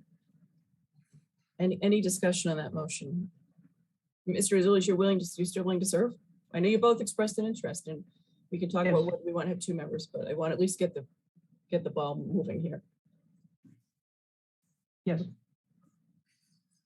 Okay, so all in favor of appointing Mr. Zulus to the search committee? I think we're calling it the screening committee. I'm use the right terminology, the screening committee. Mr. Doyle. Yes. Mr. Zulus, you're muted. I think I should probably abstain. Okay, Ms. Collins. Mr. Wells. Yes. And myself, yes. All right, so we've appointed 1 member of the board. Madam Chair. Yes, Mr. I Doyle. can move that we select Mr. Wells to also serve on the selection committee. Okay, do we have a second? Second. Seconded by Ms. Collins. All in favor of the motion? Oh, I'm sorry, any discussion? Mr. Wells, are you willing to serve? Yes. Any discussion? Okay, Mr. Doyle. Yes, Mr. Doyle. Yes. Mr. Zulus. Yes. Ms. Collins. I think you said yes, Ms. Collins, but we didn't hear I you. did, yes. Mr. Wells, are you going to abstain? I'll abstain, yes, Madam Chair. And I'll vote yes. Okay, so we have 2 members of the board appointed to the committee. So that leaves us with 5 people to choose from our list of 16. And we could either go through a process now where we each perhaps name 5 candidates and that we would want to put on the committee. And we could then decide whether we're happy with the committee, or we could then take up Mr. Doyle's suggestion at that date if we after we get through 5, to see if we want to expand the committee. If we feel that there needs to be some additional representation that's not reflected in the group that we select. Madam Chair? So before you get to that, I just wanted to say a few words about No, I was going something different, but that's okay. Yes, Mr. Wells. Mr. Zulus and I handled the East Milton acquisition. We could handle this. The 2 of us could do this on our own. We're all set. What's that? The humor. I said, you want to handle the East Milton acquisition of Adams Street? We could handle this one. Oh, yeah. Oh, Good. okay. We close the committee. I'm only kidding. Go ahead, Madam Chair. I'm sorry. I missed what you were saying, Richard. Okay. All right. So we now have a group of 16. And again, thank you to everyone for putting your name forward. This is a diverse group, and it is a committee of, it is a group of people that bring a lot to the table. So I would propose that we use the method that the school committee used 10 years ago. It seemed to me, in thinking about this, that was a fair way to go about it. So everyone on the board would have an opportunity to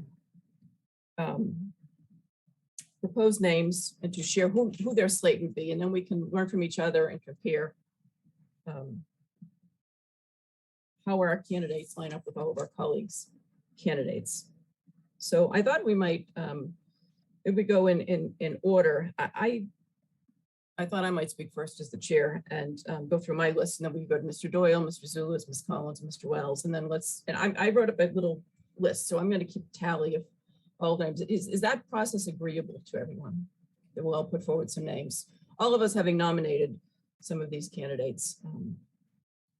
So just before I mention some names, the things that I really wanted to think about in terms of nominating the 2 that I named, and also I'm looking at the other 14 that my colleagues proposed, we're getting people who have an understanding of the town administrator role, bring a lot of management experience, and fulfill the objectives that we discussed previously about having school representation and having a diverse committee and a town meeting member.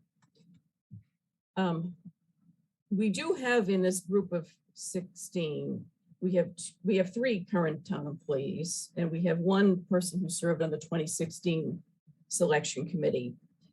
The reason I did not select any of the current employees or the person who served on the 2016 committee is because in terms of the prior committee, when I was deciding who to nominate, I decided not to look to the prior committee and try to treat this as a whole new committee and bring new people into the process.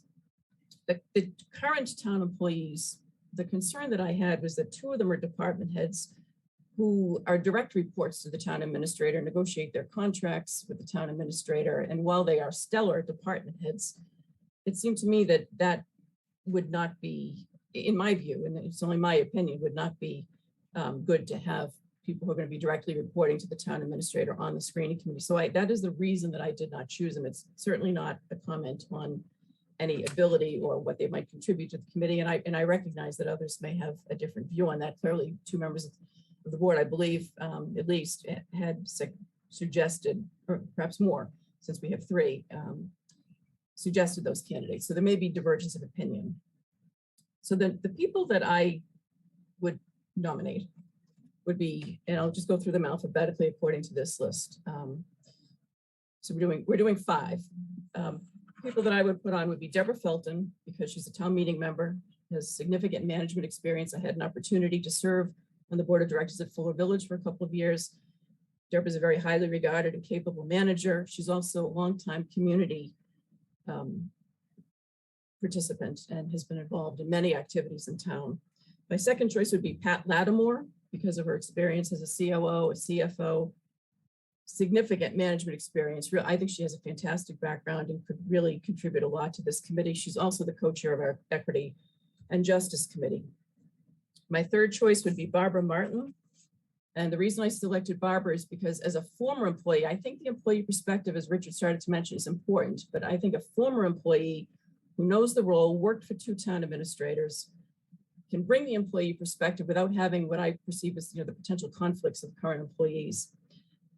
Barbara would also bring her experience as a member of the Warrant Committee, town meeting member, an elected official as a cemetery trustee. She recently ran the campaign to pass the ballot question for the fire station project and served on our airplane committee.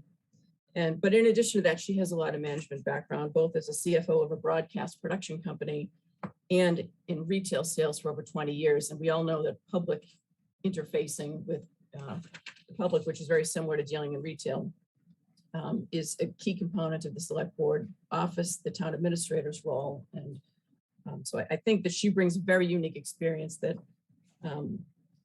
as a former employee in particular, was the big reason that I think she should be on the committee.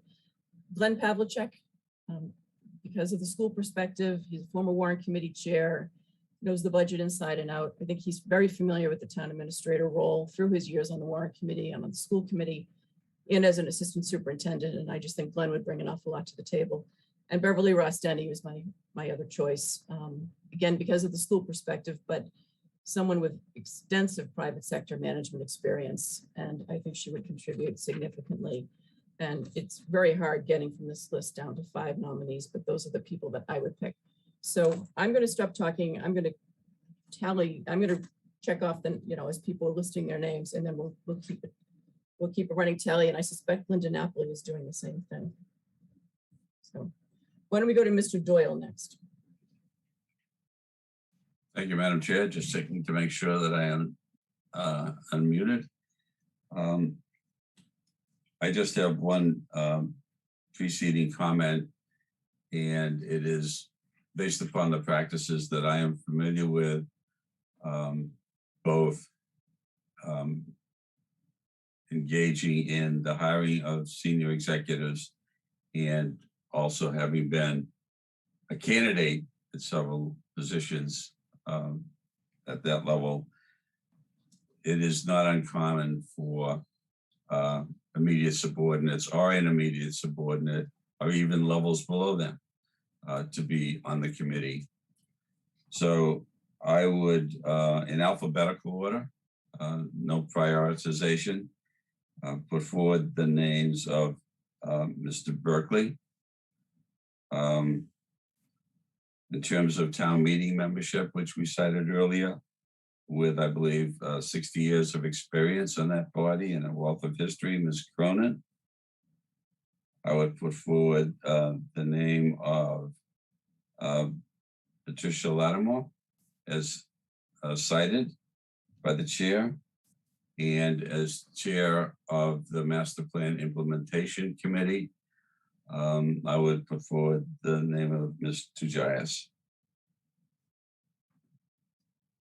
I just want to be clear, I heard all your names, Arthur, and that I didn't miss anyone, because I have 4 that you listed. Mr. Berkeley, Ms. Lattimore, Ms. Cronin. Lattimore. Oh, I'm sorry, you're right. I missed Mr. Pavlicek. Pavlicek, okay, thank you. Thank you for catching me up on that. All right, thank you. Mr. Zulus. Thank you, Madam Chair. And I appreciate, Arthur, what you said about sometimes the case that subordinates are on screening committees. I am of the mind, similar to Ms. Conlon, that I'm uncomfortable putting immediate subordinates on this committee, given the fact that unlike in the private sector, here you've got a situation where the town administrator will be negotiating the contracts with those subordinates, and so I think that makes me a little bit uncomfortable, and may perhaps make them uncomfortable as well. So, with that as a preface, let me list my names in order, and they are Deborah Felton, similar, mentioned by Ms. Conlon, I think brings a long time perspective as a town meeting member, and also as the executive director of Fuller Village, I think can bring the perspective and the needs of the seniors to the fore, which I think is important as a perspective in this. Similarly, as has been mentioned previously, Pat Lattimore, I think would be an outstanding choice. I think it's great that she'd be willing to participate in this. I think she'd be fantastic. And third, I would say I'm torn between two here, and I guess I'm going to say Regina Malley. And Regina has been a park commissioner in town meeting member, involved in a lot of activities in town, not running for re-election as a park commissioner, as I understand it, and also has young children. And so I think the perspective of the playgrounds and having young children, I think that's an important perspective in this. Similar to what's been mentioned before, I think Mr. Pavlicek will add a lot to this committee, given his background in town government, and particularly his budgetary expertise. And finally, to me, this is my most important choice. I think it's very important to have a school committee member on this committee, and I'm happy that Ms. Ross Denny is willing to do it, and so she would be my fifth initial choice. Okay, thank you. So far, we have two people with everyone's vote so far, and that's Pat Lattimore and Glenn Pavlicek. Ms. Collins. This got really difficult when the agenda came out. For people who are named again, I won't enumerate reasons because they've already been put forth.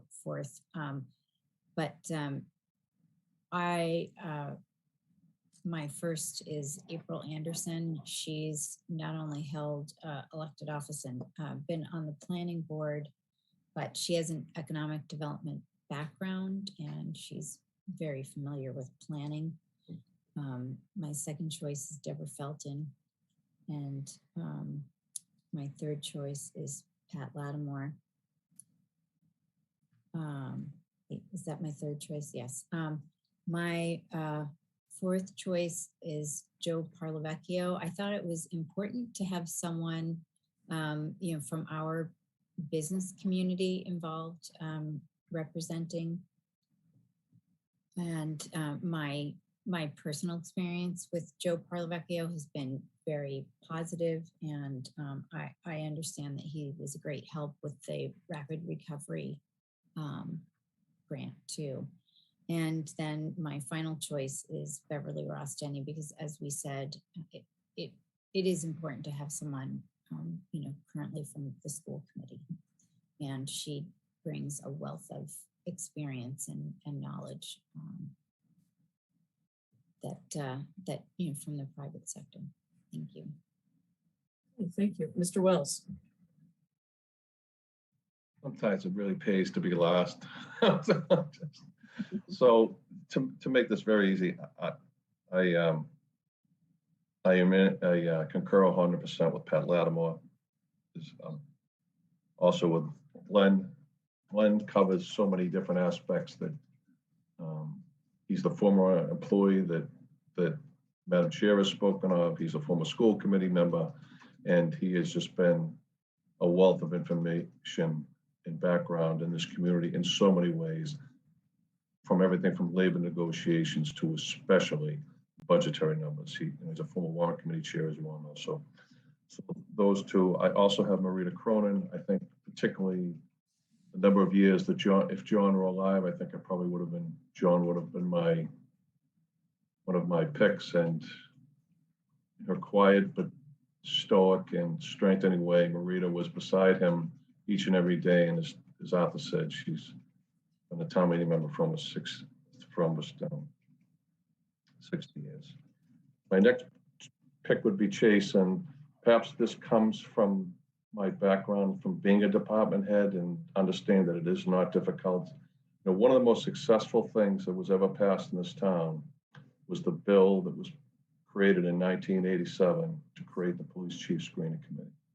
And one of the things that the select board at that time, the town administrator, John Cronin, and the town meeting overwhelmingly voted in support of was the inclusion of someone from the police department being on that committee. And I don't think it'd be any problem at all for Chase. I think it'd actually be a good thing. Having someone with the operational understanding of what it's like to work with a town administrator on day-to-day things, everything from something as big as the East Milton Square deck project to snow and ice to school closings, everything. I think it's critical. I did change my pick. I did this because I did want a department head, but I think having Chase is that. And then my last one, which I'm really torn, is I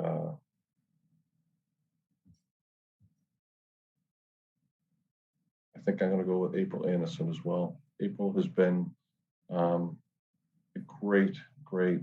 I never knew her until I worked with her, but she's been a great advocate, and I have great appreciation for Mr. Gaius as well. I could have easily just voted for her. I think having someone from the planning board side as well is important. But I think April do a great job for us. I sat on with her on Capitol for 3 years. She was great, and I think so those are my picks. Okay, so let's just take a minute. Thank you, Mr. Wells. I just want to go through the list here and see. I think Pat and Glenn are 5. I think all 5 of us, those 2, I think. So I have Pat Lattimore with 5 votes. I have Glenn with 4 votes. Did I pick Glenn? I did pick Glenn, didn't I? I thought that was mine. I thought I was the 5th, but maybe I'm wrong. You did choose him, yes. So we have Pat Lattimore that everyone selected. So so Pat would be one of our final, would be on the committee. And others should correct me if my numbers are wrong, but I have Glenn with 4 votes, the only one with 4 votes. Double check here. So I think Glenn is also on the committee. With 3 votes, we have, let's double check, we have Deborah Felton and Beverly Ross Denny.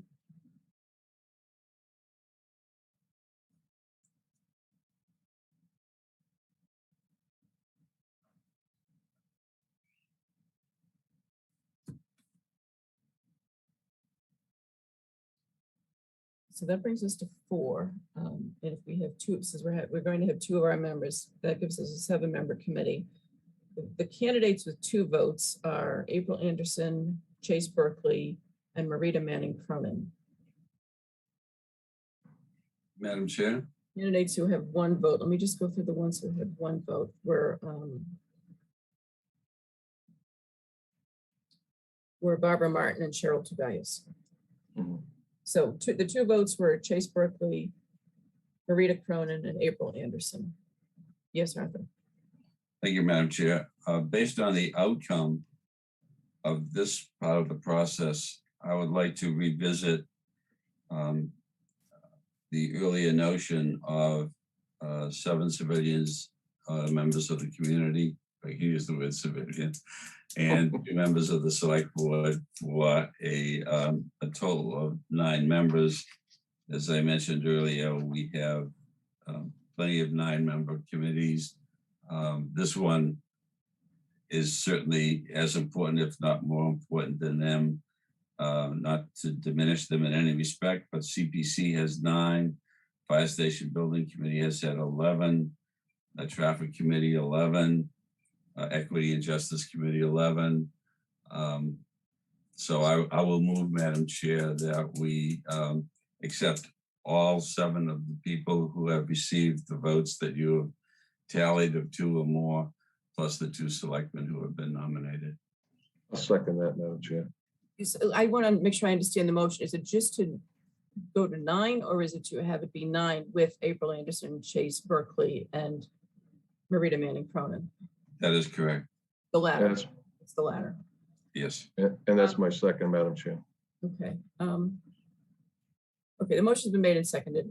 So then discussion. I guess I just want to point out that I too have a high regard for April Anderson. She was the member who was on the 2016 screening committee.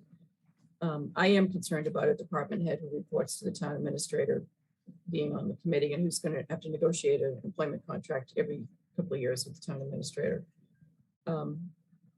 So those are my thoughts. But, other comments? Ms. Collins has her hand raised.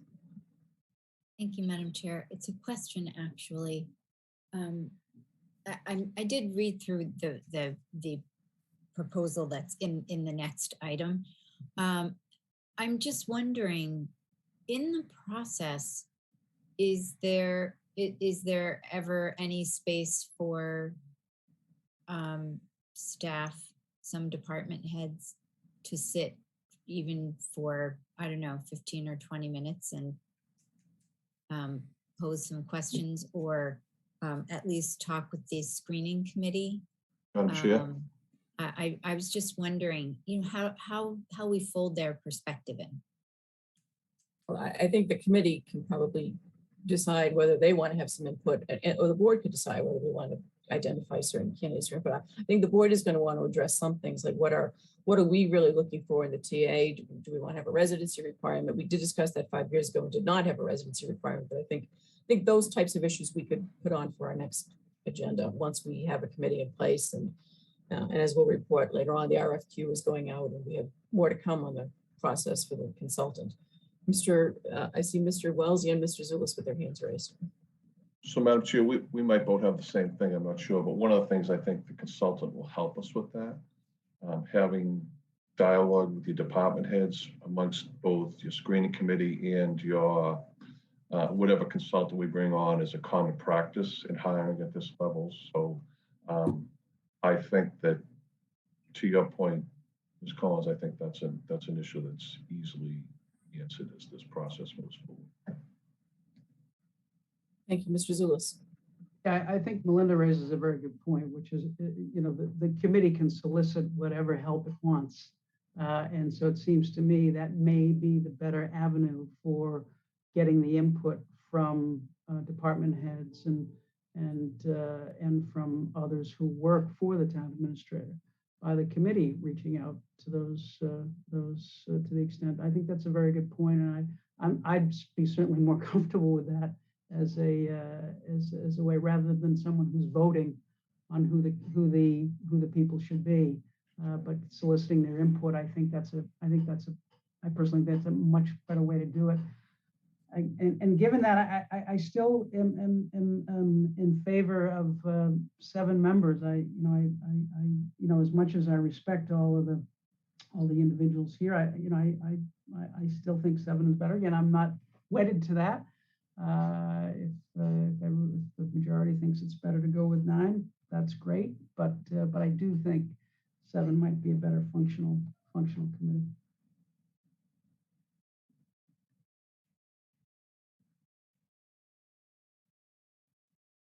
Okay, any other discussion on the motion?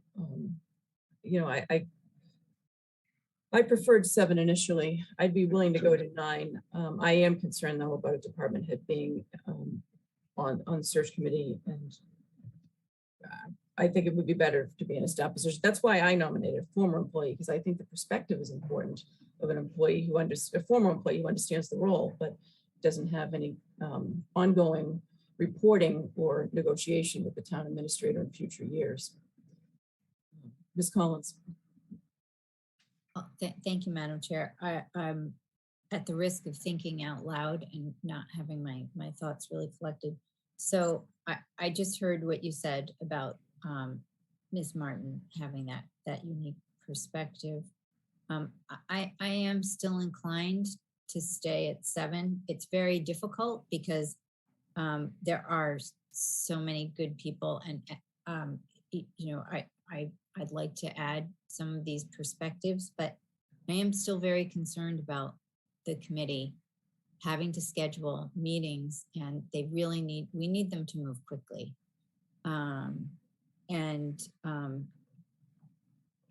Maybe I'm taking that too far, but I think we're doing pretty well with how the ranking has gone so far. I think we need what, one additional member if we're going to 7, is that correct? That would be correct. So we would have, if we were at 7, we would have 2 members of the board plus Pat Lattimore, Glenn Pavlicek, Deborah Felton, and Beverly Ross Denny. So that gives us 2 members of our board, a current school committee member, former school committee member, the co-chair of the Equity and Justice Committee, and Deborah is a longtime town meeting member, among many other things. Mr. Doyle. Madam Chair, I appreciate the discussion. I would just offer for consideration the thought that we need to have as many people as possible who, in addition to being able to recapture what it is that Milton is and has been, its prospective outlook and what resources are going to be needed. And that is one of the reasons why I would advocate, beyond the fact that I've seen this senior position type of participation in selection committees in both the public and the private sectors be included, because we have to be looking not at where we are now and not only at where we have been, but what it is people who do the day-to-day work and have networks into the people who do that work, making a contribution to the process of identifying a person who's going to be a town administration to bring us into the future. Okay, thank you, Mr. Wells, and then Ms. Collins. Thank you, Madam Chair. I too, from my gut, you know, I lean towards the 7. I wanted the 7. I do sit as the liaison on the fire station building, which is a 9, and they do yeoman's work. It's the biggest thing we've worked on in a long time. Ms. Collins, I'd say sometimes you just have to have faith. I'm confident that, and I'm sure Michael is as well, we can get this done with 9. You've got a good committee here. I think that's why I seconded Arthur's motion. I didn't think of it. He did. I think it's a smart thing, and I think that we can make this work. Ms. Collins, and then Mr. Zulus. Thank you, Madam Chair. Okay, I'm convinced. 9 will work, and that will give us a couple of people who, you know, at Arthur, your point about the future is well taken. And that's one reason that I actually was looking to Joe Parlavecchio, also a person with children, somebody who's, you know, really, he's on the younger side, looking at Milton a little differently. You're saying we're old. And April Anderson. So he didn't get it. He only got my vote. But I agree. I agree with those points, Arthur. And so yes, I'm convinced. Mr. Zulus. So I was just going to say I have faith in 7, and I'm confident in 7. But again, I'm not wedded to it. What I would say is, based on the current votes, if the sense of the majority here is to go with 9, and there has been concern expressed about having a direct report as a voting member of the committee, if we supplant a former employee who worked in the select board office for the current employee, in other words, we would have as the next 3 Anderson, Martin, and Cronin, as opposed to having Mr. Berkeley, who's great. I'm just, as I said, concerned about having that. Then perhaps that's certainly something I could support. I can. Are you offering? No, I don't think it's Bob. Amendment, Mr. Zulus?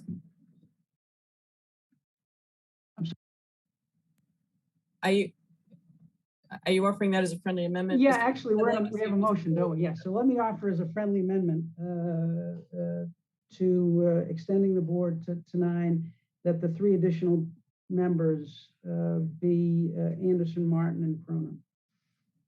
All right, so Mr. Doyle made the motion. So if Mr. Zulus is offering as a friendly amendment, do you accept the friendly amendment or not, Mr. Doyle? Regrettably, I did not. For the statement that I made earlier about leading into the future and having a network, That is very important.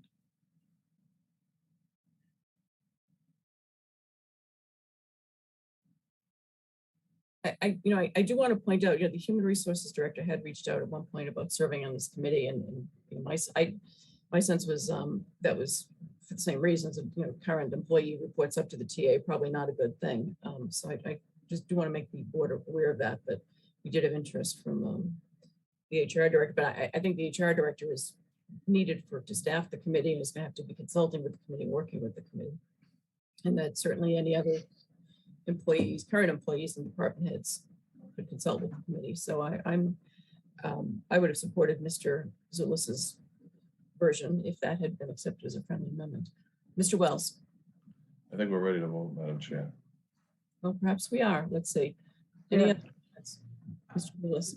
Yeah, just to be clear, in the current, is the motion extended to 9 with the next three members? I mean, regardless, I think if we're extending to 9, I'm going to be opposed to the motion. I missed it. I missed the end, Mr. Zulis. If we're extending to 9, I'm going to be opposed to the motion.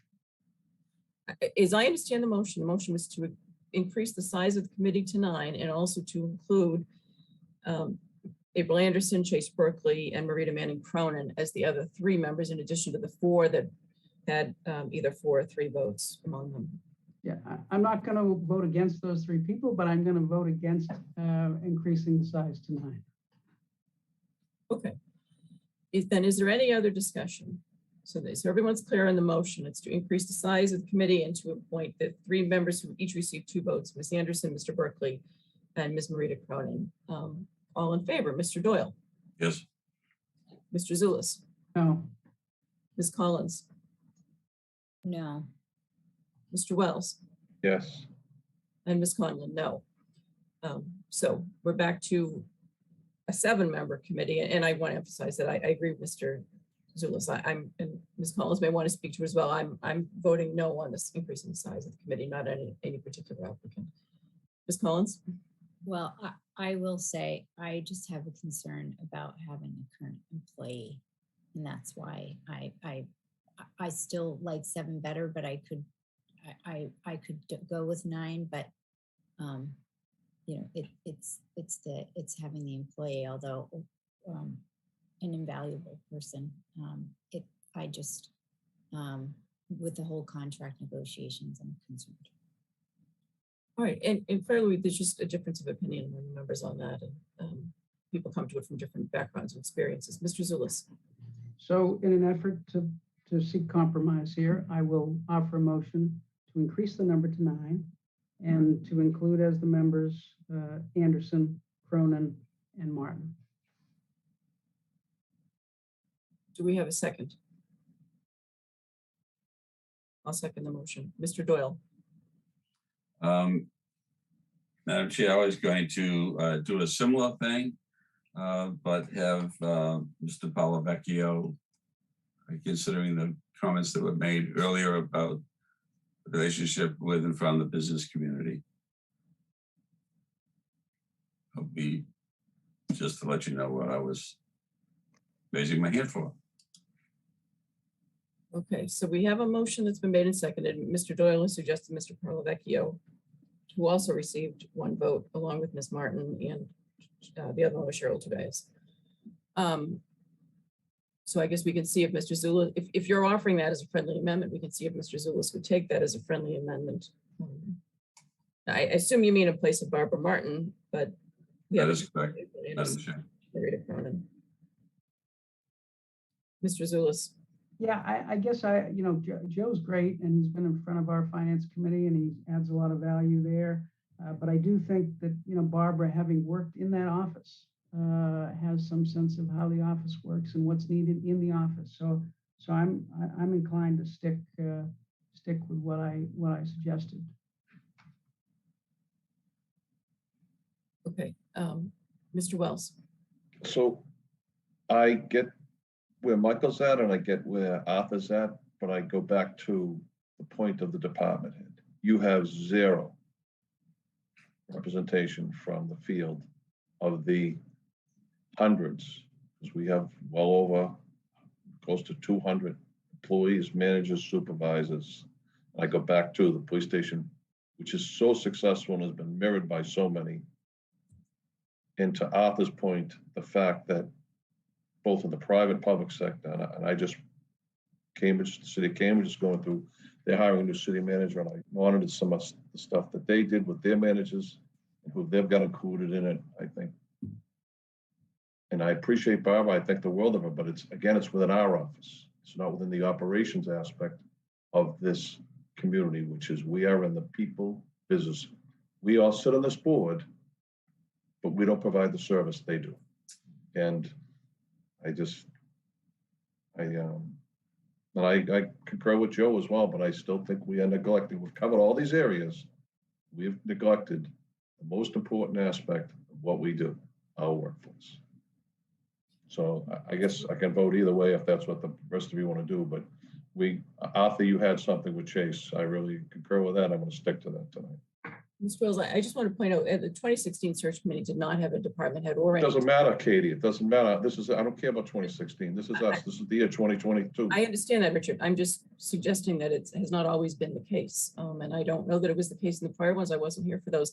The police chief screening committee the police chief process that has special legislation was written back in the 1980s. I don't know what the extent of the unions was in preparing that or negotiating that, but that seems It was to me, everyone. yeah. So I mean, there may have been there may have been a union drive behind that, and there may have been that may have been a compromise. I don't think any of us on this board can speak to what the reasoning there was, but Mr. Azulis. Say that, I'm sorry, I would just say that it's not neglecting. It is. Well, pardon me, Richard. It's not neglecting the input of the employees. There are certainly ways to get the input of the current employees other than having a voting member of the committee as someone who'll be negotiating a contract with that same person if they're selected. I think that's different than the fire building committee and some of these other committees. So I don't think it's neglecting. I think we talked about other ways by which that committee can get that direct input without having them as a voting member of the committee. So that's the way I'm looking at it. It's fine. I respectfully disagree. Okay, well, so as I said, we have different viewpoints coming from different perspectives.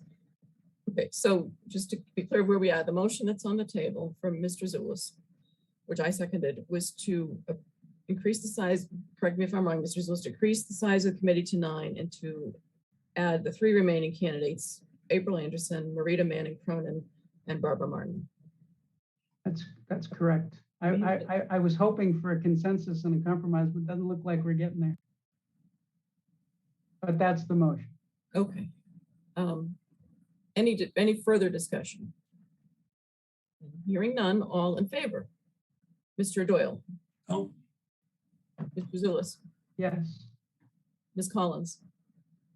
No. Mr. Wells? No. Myself, yes. Okay, so we're back to where we were. We still have. Madam Chair? Yes, Mr. Doyle. If I may move on the discussion that I mentioned earlier, that we substitute Mr. Paolo Vecchio. So the motion would have the 9, including Mr. Paolo Vecchio.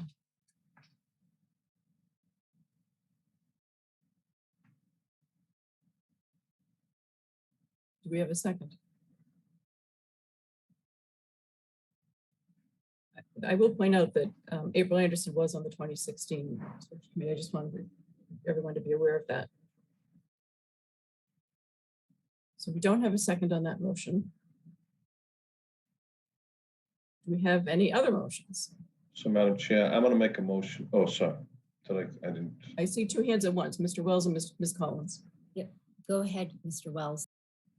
If I'm going to make a motion then that we appoint Charlotte Guys as tried everything. If make a motion to go with Charlotte Guys as our final. I'll second. I can't do that.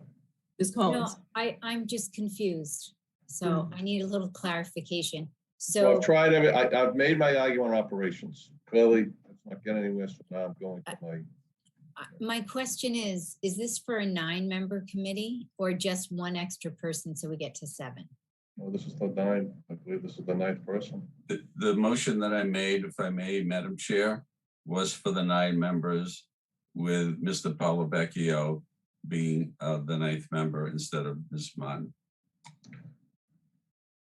Okay, but there was no second to that, Arthur. So that's why we went on to another discussion, which Richard then moved to appoint Ms. Tugayas. And I think that was for the 7-member committee, Richard. No, that's for the 9. So I'm going to swear Mr. Paulovecchio did not get a second. I'm going to renew Arthur's motion, inserting Cheryl Tugayas in place of Mr. Paulovecchio. All right, I see 2 hands raised. It is 9:17. We've had a lengthy discussion here. I'm hoping we can get to a compromise. I'm sure we all are. So as I understand the motion, Richard, it's for 9 members, adding Ms. Anderson, Ms. Cronin, and Ms. Tugayas. I don't know who was first, Ms. Collins or Mr. Zulus. But one of you should go ahead and jump in. Go ahead. Oh, okay. Well, thank you. I was going to say, I think you should go because I've just spoken. So, Madam Chair, I beg your patience with me for a moment because what I was going to jump in and do was to just make a motion to return to 7 members so that we just appoint 1 person. But I would like to support Mr. Paulovecchio if my motion doesn't pass. So I should have, I guess I may be going back and resurrecting Mr. Doyle's motion. Mr. Zulus. Melinda, if you make a motion for 7. I think we already have a motion on the floor, don't we? Well, that's fine. But I can say this, right? I have the opportunity to say something. I think I was recognized, right? So if there is a motion for 7, and the motion is Mr. Paulovecchio, then I could support that. Okay, but the motion that's on the table. I understand. I just want the committee to know what I could support. Okay. So I want to be sure I'm clear. Arthur, you're the one who made the motion, and it's for 9, including April Anderson, Marita Vanden Cronin, and Joe Paulovecchio. Correct. Correct. Okay. And was that seconded by someone? No. Is there a second? No, that's why I made the new motion, and Arthur seconded my motion. So I don't know where you're going, Madam Chair. Okay. Am I right, Colette? Am I correct? So let's be sure. So what was the new motion then, Richard? Could you state it so that we're all on the same page? So I renewed Arthur's initial motion to 9 members, replacing the name Joe, I can't get the name out. Paulovecchio, which did not get a second, with Cheryl Tugayas, which was seconded by Arthur. Getting good at this after 5 years. So it's 9, it's Ms. Anderson, Ms. Cronin, and Ms. Tugayas is your motion, Richard. That's before the body. Yes. Seconded by Arthur. Seconded Linda's nodding her head, yes. Seconded by Arthur Doyle. Mr. Zulus. So I will say that that I would support either the suggestion that Ms. Collins made or the motion that Mr. Doyle had suggested with nine members, including Mr. Paulovecchio, for the reason that I think in terms of the breadth of experience, if we have Ms. Anderson and Ms. Tugayas, it's a little bit duplicative in terms of the experience. And so I would support either Ms. Collins's idea of 7 people plus Mr. Paulovecchio or Mr. Doyle's idea of 9 people, including Anderson, Cronin, and Paulovecchio. Mr. Wells.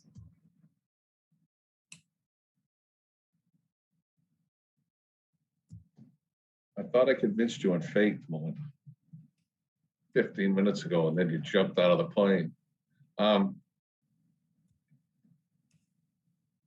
If what Mr. Zulus just said is correct, can you read to me the names of the committee, Madam Chair? Okay, so the current, let's go through who we've already selected, just everybody's on the same here. I got that. Okay, so go ahead. Board members, Mr. Zulus and Mr. Wells, Pat Lattimore, Glenn Pavlicek, Deborah Felton, Beverly Ross Denny. That's our 6. The additional names that are put forward in the current pending motion are April Anderson, Marita Manning Cronin, and Cheryl Tugayas. I stick with that. That's my motion. That was my motion, which I believe Arthur seconded. Am I correct, Arthur? Am I right? That was your motion. That was my motion, right. My question, and I seconded that. My question is based upon the discussion. Would you consider going back to Mr. Palavecchio? In lieu of? Ms. Tugayas, because of the comment about the somewhat duplicative effort with April Anderson and Cheryl vis-a-vis planning board experience. So it'd be one former and one current planning board member. Melinda said Hail Mary. She's saying one right now. So I have a so I'll go with that, Madam Chair. I'll go along with that. And I'll second. You're substituting Mr. Palavecchio for Mr. Tugayas. Yes. I think that's what Mr. Zulus suggested as well. Well, I was actually, probably no one will want to hear another friendly amendment, but I think I'll offer one. We have a lot of interest in certain members of the applicant pool. If we're going to increase to 9, is there any interest in increasing to 11 and going with our 6 and adding 5? Palavecchio, Tugayas, Cronin, Anderson, and Martin. That would give us 11. Comprised of a lot of the names that we've talked about. I just put that out as a way to try to see if we can get to a compromise here, since we've taken a few votes and haven't come up with a consensus yet. Mr. Zulus. Madam Chair, as much as I would like to do that because of the people involved, I think it will make it a very unwieldy process, an unwieldy committee. It's one thing to have a fire building committee over the course of years with that number of members, but as Ms. Collins pointed out, we need to move quickly. And I think if you have 11 members, they're going to be really long meetings. And I just don't think I don't think it will be as productive. Okay. As I said, I put it out as a way to see if we can reach a compromise here. I appreciate I preferred 7 rather than 9. Mr. Wells. Madam Chair, every single person that is on that list tonight is an excellent candidate. We've all made our arguments. Do I agree with everything here tonight? No, but I agree with the vast majority. If we move as slow as this committee, if this committee moves anywhere, the time has come for us to vote. This is as close as we're going to get. I think it's time for us to take a vote. So we've substituted in your motion Richard Palavecchio for Tugayas. Is that correct? That's correct. 24. So I think everyone understands what the motion is. If there's no further discussion, then why don't we go to a vote on that slate? Mr. Doyle. Yes. Mr. Zulus. I'm sorry, Madam Chair. I just want to make sure that the slate is Anderson, Palavecchio, Cronin. That's correct? That's my understanding. Yes. Yes. Is that correct? Yes. Yes. Okay. So Mr. Doyle voted yes. Mr. Zulus, did you vote? Yes. Okay. Thank you. Ms. Collins. Yes. Mr. Wells. No, yes. Yes. And myself, yes. Okay, so we have a 9-member committee with 2 members of this board. So thank you to everyone for putting your name forward. Thank you to all who have been appointed now and are going to serve and take on this important work. Many of the meetings will be executive session meetings, and we're going to have a lot of discussion. I'm sure town council and the consultant will have a lot to advise the committee on as we go forward. So thank you to all who've been selected and to all who put their names forward. As Richard said, all of these people, all of us know that all of these people, and they all bring something to the table. So let's go on to 6B and talk briefly about the consultant services. Now, I'll ask town council if you would like to give us an update on the Collins Center or the RFQ. The RFQ is going out very shortly. Mike Kelly is just finalizing that. That will be going out very soon. Mr. Freitag, thanks for staying and waiting with us. You're welcome, Madam Chair. I'll be brief. As you just pointed out, the RFQ is on its way out the door. I'll have a schedule of the important dates for you probably tomorrow. Mike Kelly was putting that together today. I also reached out today to Mary Icardi at the Collins Center, which, as we discussed, is a department within UMass Boston. It is in the business of helping towns solicit any number of different employees, including town administrators. Mary Icardi sent along a proposed scope for the board to consider, along with an example of some of the work that they've recently done for the town of Natick. I'll have more to offer from the Collins Center in the coming week or days, and I'll forward that along to the board, but I just wanted to bring the board up to speed on that. Thank you, Mr. Freitag. Any questions for town council? All right, then hearing none, we'll have this on a future agenda as a follow-up. And obviously we'll have to select who our choice will be for consultant. Yes, Mr. Wells. Next agenda, right? Madam Chair, we don't want to let this, so we'll put this on for the next agenda, next meeting? Okay. Yeah, that's the plan. All right, thank you, Mr. Freitag. I think you may be sticking around for another item, I'm not sure. Probably the town meeting articles. All right, the Finance Committee report, Mr. Zulus. Thank you, Madam Chair. Pardon me. If it pleases the chair, could we take these in reverse order? 7B first and then 7A? Okay. 7B is a discussion of the ARPA funding with respect to business application process and recommendation for funding ARPA funds for small businesses.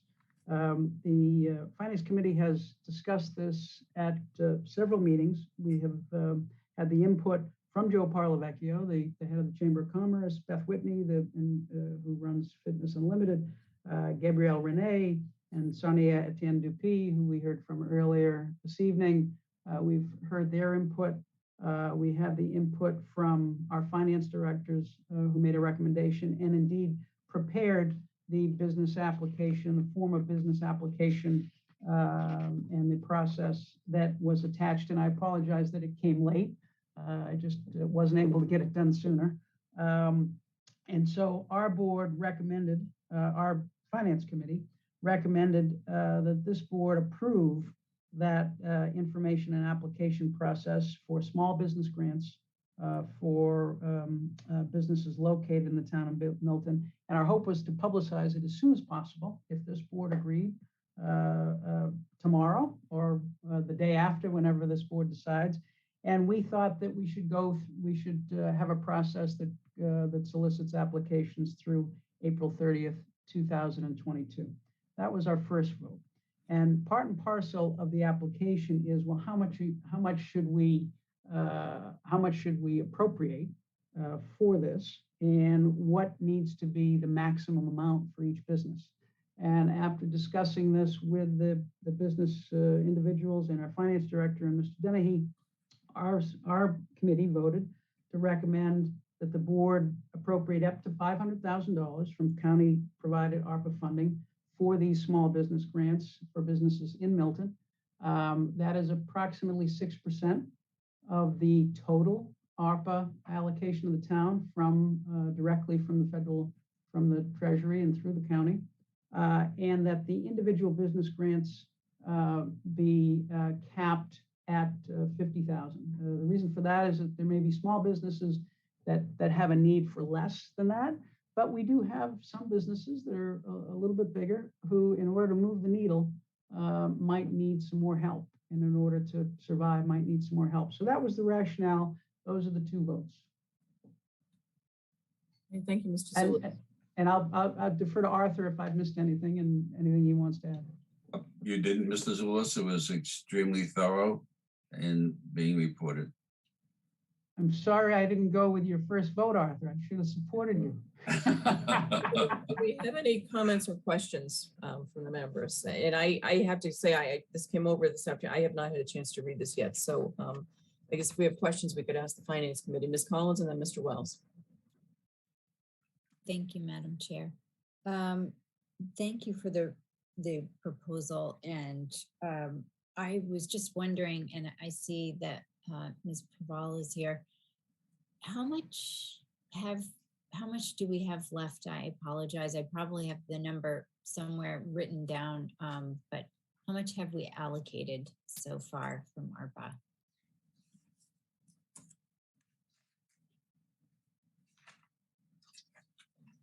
Did you say Karen is here? I don't see Karen. Karen Praval is here? In the She's in the attendees. I'm promoting her.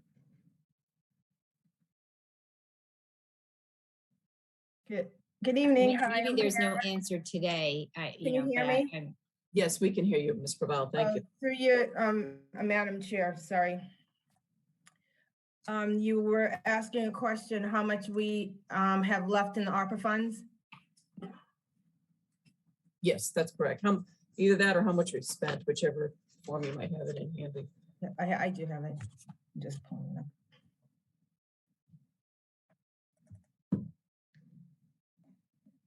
So out of the treasury funds, we have 1,444,059 remaining. And out of the Norfolk County funds, we have a balance of 3,446,640. Thank you. Thank you. You're welcome. Any other questions or comments? Mr. Wells. So we spent like $1 million of the 5, or just a little over $1 million of the, is it a $5 million total allotment, Michael? 5.4 from the county. Okay. So Yeah, just the have one- county's 5.4 and the direct's 2.8, so it's about total about 8.3. So I have one question, and then I'm prepared to make a motion. Is this a one-time application? It is, oh, am I muted? No, I'm not. Yeah, at this point it is. For this period through April 30th, an applicant would submit an application. It would come to the Finance Committee. We would make a recommendation to the Select Board. Then the Select Board would vote on whether to send it to the county, and then the county would have to decide. So you'd have the Finance Committee would have to agree that there is a need and that the need is appropriately met. This board would have to agree to send it to the county, and then the county would have to agree that it falls within the parameters of the need under the small business grant. Okay. Well, are you okay if I make a motion first, and then or do you want to? I have some questions also, Richard, but yeah, I guess that's fine. I want to make a motion to support just for the purpose of discussion, I'll make the motion to support the recommendations of the Finance Committee. Is there a second? I might be in trouble, Michael. I'll second for discussion, and I do want to say, we had our meeting last Thursday, and I should have gotten it to you sooner than today, but it just I wasn't able to do it, and if people are uncomfortable with moving on it today, I certainly understand that and wouldn't push it. So my apologies for not getting it to you sooner. Ms. Collins. Thank you, Madam Chair. I'm not uncomfortable. I just have a couple of clarifying questions. I assume basically we really only have small businesses in Milton, but there's no definition, and I didn't know if there needed to be one. And also, looking at the fact that they have to enter into, be a sub-recipient with the town, an agreement. Sorry, all those words were out of order. But I'm just wondering, who on staff is going to support people as they try to navigate that process? Just looking at when we did the local rent assistance program, local emergency rent assistance program. Allison Quinn spent a lot of time helping people sort of navigate the application process. So that doesn't mean that I wouldn't be in favor. It's just something for us to think about, and I just didn't know if any thought was given to it yet. So the way that we've been acting so far, sorry to jump in, Arthur, I don't know. Please go ahead. So the way that we've been acting so far is that Karen has been, our Director of Finance, Ms. Praval, has had the outreach to the business community. And my hope and expectation is that would continue, that as these come in, the applications would either go through Ms. Praval or from the town administrator to the Finance Committee for vetting. and reviewing them that way. So that was, and Karen, please tell me if you're not signing up for that, but that was kind of my thought on it. In response to that, I mean, I've had taken a lot of time reviewing the final rule, the interim rule, looking at a lot of other applications that other cities and towns have submitted, and looking at the backup documentation that business owners are going to have to submit to support what their need is. And then we also have the Norfolk County that has to approve these grants as well. So I feel like, having Norfolk County compared to us funding it out of the Treasury funds gives us a second organization that's also reviewing what we're submitting for accuracy and for, legality in terms of these being submitted and having the proper paperwork. Thank you. Did you have other questions, Ms. Collins? Oh, thank you, Madam Chair. I'm sorry. I know you have questions. Well, that wasn't, I'm not, my concern wasn't the vetting, because it seemed like, the documentation is required, and I know we'll have to go through the county. I was just concerned about staff helping people navigate the whole sub-recipient agreement thing and things like that. But if staff feels like they can handle it and they don't need any extra help, I'm good. It was just a concern. Thank you. Mr. Doyle. Karen has her hand up. Ms. Praval. Through you, Madam Chair. One thing I was thinking about, Melinda, if at some point, especially after we finish, as we're going through the budget season, there is a lot of time that's being spent.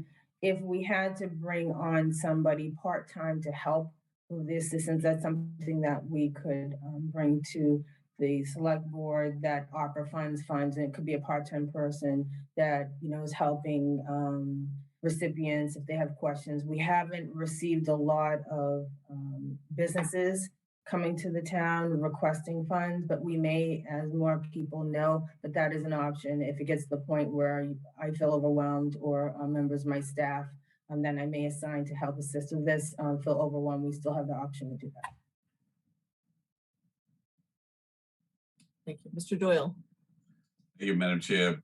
Karen said what was paramount on my mind, that we do have that option with ARPA funding. And also we did go through several iterations in the Finance Committee in evolving what you see in these two recommendations. Karen, as Mike said, worked not only in terms of the regulations from the Norfolk County, but also reached out to find out what processes were elsewhere. And we had good input from a couple of businesses that stayed with us throughout the process. There would be candidates for funding for their input into what was the ultimate product as an application in the process. And we also had the input from Mr. Paolo Vecchio. Thank you, Mr. Doyle. So my questions, and maybe I'll hold them, because I really think that I'm uncomfortable voting on this tonight, because we just got the written material within an hour before the meeting. And I understand that the Finance Committee's had a lot of discussion about this. The problem is the other three members of the board haven't, and everyone's busy. I'm not, I know this is a good faith effort by the Finance Committee. I have some questions. I'm assuming things like the PPP grants that some business may have received would be taken into consideration. I want to review the application form and the proposal, and I'm guessing that a lot of other communities are considering this or may have already approved some ARPA funding for small businesses. The big overriding concern that I have right now is this taking up a lot of time for not only the Finance Committee, but especially for Karen Praval and her department, because the budget is far more important over the next month than the ARPA funding, and in my view. And we're up against a pretty busy month coming up in February. The Warrant Committee has an awful lot of work on its plate. We have work on our plate, getting the budget together, getting the warrant together. And so I don't see any harm in voting this at the next meeting. This, again, I understand a motion's been made and others may disagree. I think we need to prioritize the budget. I'd like a little time to look at these documents. I'd like to know what some other communities are doing or have already done. And I'd like to take a little bit of this away from the town accountant and her employees while we're trying to get through the budget season. So for what that's worth, that's my view. We're under a tremendous time crunch in the next 30 days to get a warrant to the printer, and we don't have a budget proposal yet.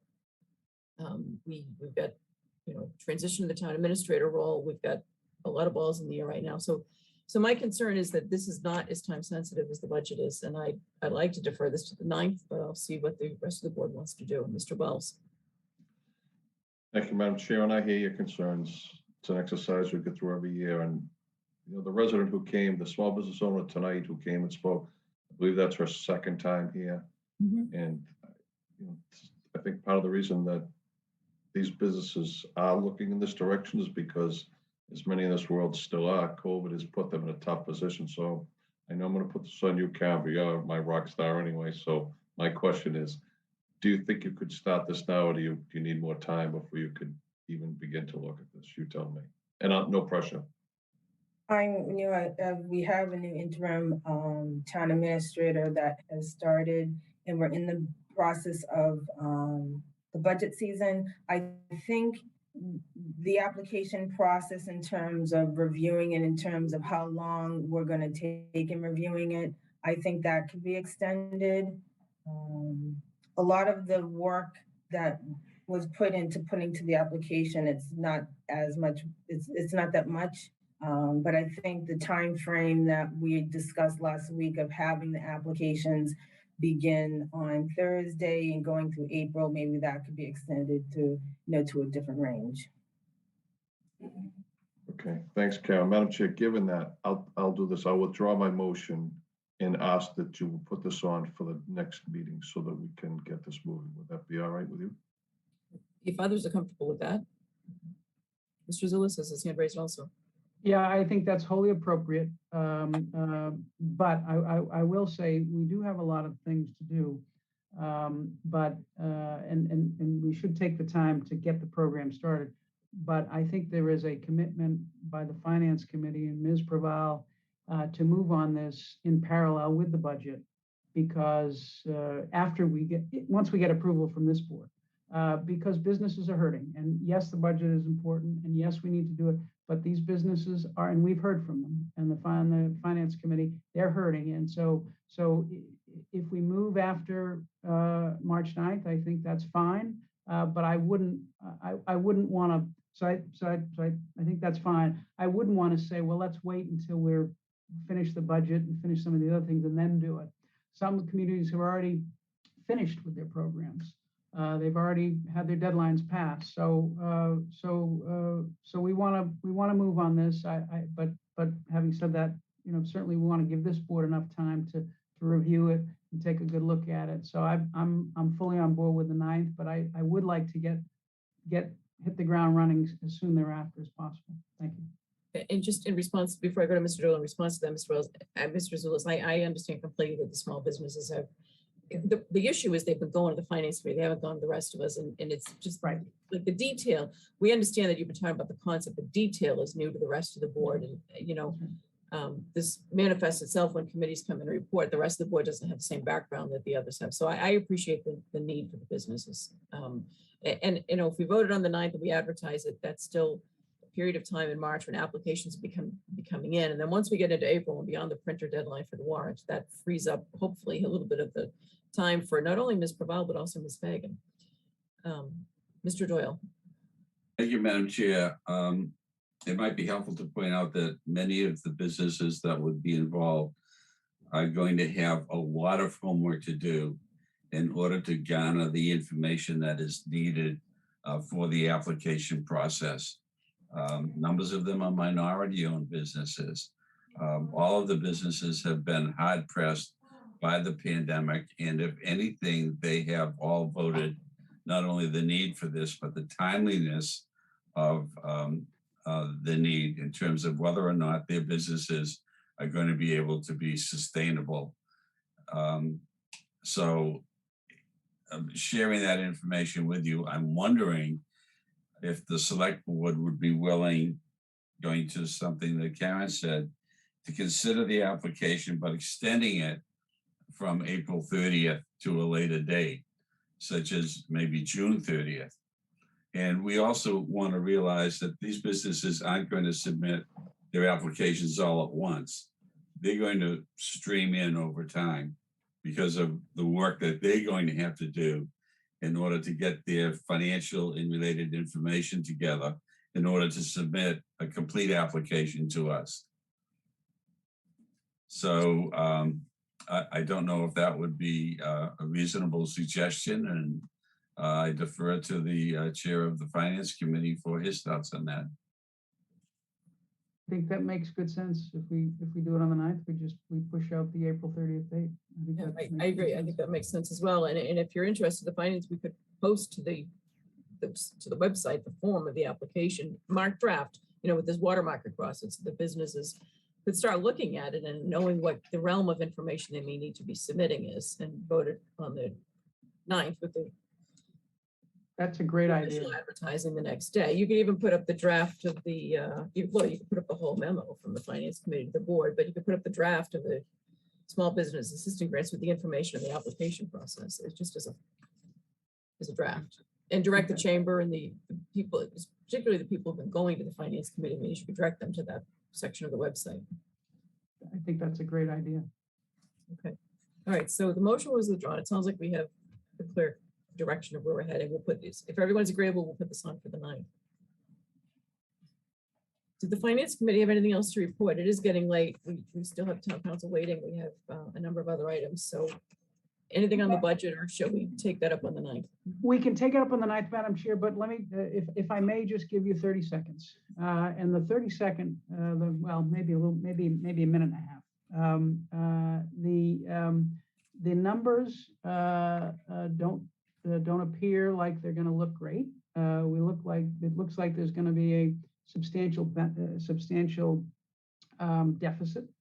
And what we're hearing from the different departments, such as the library, and such as the school department, and such as the Council on Aging, in the police department, is I think it's fair to say that what COVID has done is it has exacerbated some of the needs in towns in these various departments, and it has exposed some of the gaps that we have in the services to residents in these towns. There are needs in these departments that we can't meet with our current budget. And so one discussion that we had in finance last Thursday was the idea of perhaps using more of the ARPA funding in FY23 to meet some of those needs, instead of spreading it out from FY23 and FY24, using more of it in FY23. And then in order to achieve long-term sustainability for those operational needs that have been exposed and exacerbated by COVID, we consider, or we think about having an override in the spring of 2023 to see if the town residents want to meet those needs that have been exacerbated and exposed by COVID with additional funding. So that's a discussion that we had in finance. It's meant just to make a suggestion and tell you where we're headed, but we'll know more at our next meeting. We'll have free cash certified, and we'll know more where we are in revenues and expenses. Thank you, Madam Chair. Thank you, Mr. Zulus. If there's no discussion on that item, why don't we go on to town meeting articles? Number 8 is the special town meeting. That is really not, I don't think there's anything to discuss this evening. The warrant is out and going out in print, but out electronically through the town website, and has been distributed through the email distribution. At some point, we may be asked, or we may wish on our own proactively to take a position on some of these articles, but it's late, and I suspect we may want to do that at a future meeting. If there's nothing on item 8, why don't we go on to item 9, the annual town meeting? And we have just an update on this. So 2 things. One is we have an article that has been submitted by the retirement board. It was not submitted in January, really by a miscommunication or a slip through the cracks type of situation. This relates to the cost of living increase for retirees. And So the question for the board is whether to include it in the annual town meeting warrant. Everyone has a copy of it. It is somewhat time sensitive because it addresses the new fiscal year, which starts on July 1. So to defer it to a fall town meeting, would impact the substance of the article. So what is this? I see Mr. Dennehy has his hand raised. Did you wish to speak to this, Mr. Dennehy? Yes, thank you, Madam Chair. And mea culpa, this was something that fell through the cracks with us. The retirement board met on December 21st and voted to increase the base from 15,000 to 18,000. I would fully support this getting into the warrant. The last time this was done was back in FY12 when it went from 12,000 to 15. This would bring Milton comparable to many of our surrounding communities. So again, it's been 11 years since this has been increased, and I would support this should it be able to get into the annual town meeting warrant. Thank you. Thank you. So if there's no discussion on including it, would anyone like to offer a motion to include the article in the warrant? Again, this, for the public's benefit, the select board controls the warrant and the articles that are included in it. So we would just need a motion to include this article. I'll make a motion, Madam Chair, to include the article for the retirement board cost of living increase of $3,000. A second. Okay, any discussion? And then all in favor, Mr. Doyle, Yes. Mr. Zulus, Yes. Ms. Collins, Yes. Mr. Wells. You're going to abstain? You're on mute, but I think I saw you say abstain. Yeah, I think I'm gonna abstain, yes. Okay, and myself, yes. All right, so that's been included. We have, town council is still with us, and I'll ask him to correct me if there's anything that I say that's incorrect, but we have a citizens article that I think everyone has seen. It relates to Algerine Corner, submitted by Mr. Burke, Jerry Burke of Center Street, and many other citizens who signed the petition. The town clerk's office has verified the signatures, and we should have that in written documentation tomorrow. So as everyone knows, normally the warrant closes in early January for the annual town meeting, and there's a good reason for that. It's to give the warrant committee time to spend the winter months studying not only the budget, but also the substantive non-budget articles that are submitted. And we advertise, we paid advertising in the Milton Times, and we put out a notice through the email distribution blast that we're closing the warrant on a certain date to give the public notice, and the boards and committees and other departments as well. But it's the advertisement of the Times is largely for the public's benefit. At least in recent years, we haven't had a situation where a citizen's petition was submitted for the annual town meeting well after the warrant had closed. It has come up this time with this article. There was also another citizen of the town who last week raised the question about whether a second citizen's petition could be submitted. It's actually a third citizen's petition because we already have one that's in the annual town meeting warrant.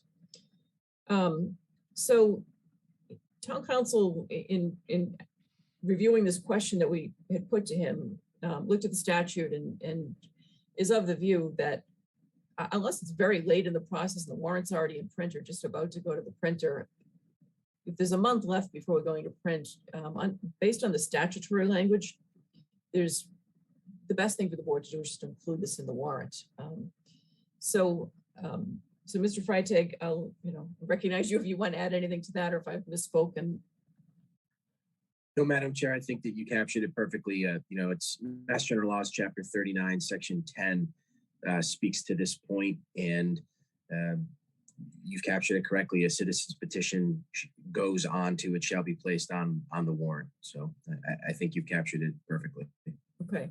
And related to this, one point that we may want to consider, and this maybe we do it in March or April, or maybe the future board deals with this, but we may, some towns, and including another community that Mr. Freitag and his firm represent, have gotten special legislation to establish a date certain by which articles, citizens petitions in particular, for an annual town meeting can be submitted. That may be something that we wish to do so that we avoid this situation, because frankly, this is a little bit more of a burden now on the warrant committee. And I'm always wearing that warrant committee hat, knowing that this time of year, they're, as Mr. Zulus knows, they're under considerable strain to get a lot done in a short period of time. So I guess we could just take a vote to submit it, or it probably doesn't harm us to include this in the warrant. It's not on the agenda for substantive discussion of the merits of the article, but it came in yesterday, and we can just submit this, now that the clerk has verified the signatures, just submit this to the warrant committee, and if that's agreeable to everyone, I'll just call the chair of the warrant committee and let him know what the situation is with this new article. Mr. Wells? Point of order, Madam Chair. Is the warrant open or closed? It was closed in January. In procedure, we can do that. If we just all agree tonight, you can send it? Well, as Mr. Freitag's point was that if a citizens group meets the Okay. requisite number of signatures and sends it, then it's included by the board in the warrant. Yes. Okay. I'm fine with you just calling the warrant, but I think the sooner the better. Let's just get it done. Okay. So everyone's agreeable to including this in the warrant. Okay. All right. Thank you all. I think we do have a question as to whether the school building committee article, well, there really are articles, but they're proposed by the school building committee, whether those maybe you're ready to go, and they're on our agenda for tonight, but if there's any, I understand there may be some additional steps required here before we, before the month, before we get to print.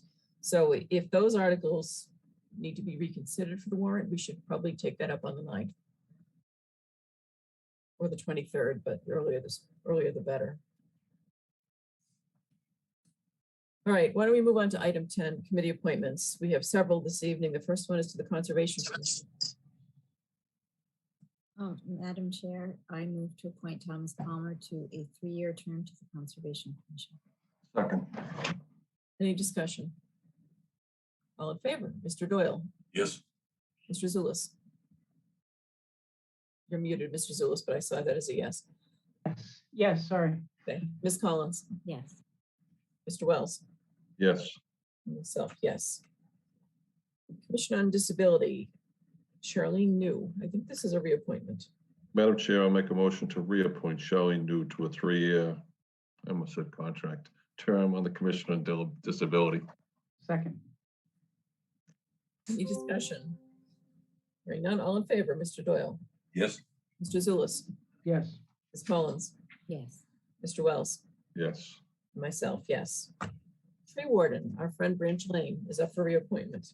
Madam Chair, I'll make a motion to reappoint the esteemed Branch Lane to a 1-year term as tree warden. Second. All in favor, Mr. Wells? Yeah, Mr. Wells. I'm going left to right now on my screen. Yeah, yes. I'm looking down like, what do you call my name for? Mr. Doyle? Yes. Mr. Zulus? Yes. Ms. Collins? Yes. And myself, yes. On the Zoom environment, these boxes jump around sometimes and people move from different places on your screen. Okay, Local Historic District Study Committee, and I believe Ms. Collins wants to say a word about this. Thank you, Madam Chair. First of all, I don't believe it's a 1-year term, and I was just trying to scoot onto the website to look. I think it's like 18 months or something like that, because this is a committee that has a date certain for end unless we extend it. So I just want to note that we may want to leave the term off the motion, but I would really love for residents who are either real estate attorneys or no real estate attorneys to call into the select board office or email us. And my email is mcollins@townofmilton.org. You can email me directly. This is a great committee full of very, very talented and energetic people. And it could really use the expertise of a real estate attorney and someone who is conversant in historical properties would be quite the bonus. But really, we're just looking for a real estate attorney. And the Local Historic District Study Committee recommends historic districts for adoption at town meeting, just to let you know a little bit about that. Thank you, Madam Chair. Thank you, Ms. Collins. And would you like to make a motion regarding the appointment we have this evening? Thank you. I move to appoint Andrew Hoffman to the Local Historic District Study Committee. He's going to do a great job. Second. Any discussion? Hearing none, all in favor, Mr. Doyle? Yes. Mr. Zulus? Yes. Ms. Collins? Yes. Mr. Wells? Yes. And myself, yes. Okay, the next item is the Council on Aging, and you see we have 2 employee names listed on our agenda, both from different departments, the library and the Board of Health. And both of these employees, after being asked to serve by the Board of the Council on Aging, filled out these conflict of interest disclosure forms that get filed with the town clerk's office. And again, this is a bit of an unusual situation. Mr. Doyle and I did consult with the town administrator and town council on this. So again, we don't typically have employees serving on another board. There are a couple of things to note here. The bylaws of the Council on Aging go back a very long way, decades probably. They're to some extent, they're trumped by the town administrator language in terms of the hiring of the director of the Council on Aging. But I think this is something the board needs to revisit at some point and see whether the Council on Aging bylaws need some updating. Council on Aging board has put these names forward. There are some synergies, obviously, between the health department and the library in terms of services for seniors. But it may be something that our policy committee wants to take up as to whether we want to have a policy in place about employees serving on committees. Similar to the discussion we had earlier this evening, but a little bit different where these are different departments involved. So both are very willing to serve, and the council is interested in having them on the board. And so I wanted to give that a little bit of background. Given that, Madam Chair, I'm going to make a motion to appoint Caroline Kinsella and Sarah Truog to a 3-year term, Council on Aging. Second. Do we have any discussion? Hearing none. All in favor, Mr. Doyle? Yes. Mr. Zulus? Yes. Ms. Collins? Yes. Mr. Wells? Yes. Myself, yes. Cultural Council. Madam Chair, I make a motion to appoint Catherine Levesque to a 3-year term on that's the Milton Cultural Council, correct? Yes. Do we have a second? I'll Second. Okay. Okay. Then, all in favor, Mr. Doyle? Yes. Mr. Zulus? Yes. Ms. Collins? Yes. Mr. Wells? Yes. And myself, yes. Mr. Doyle's hand is raised.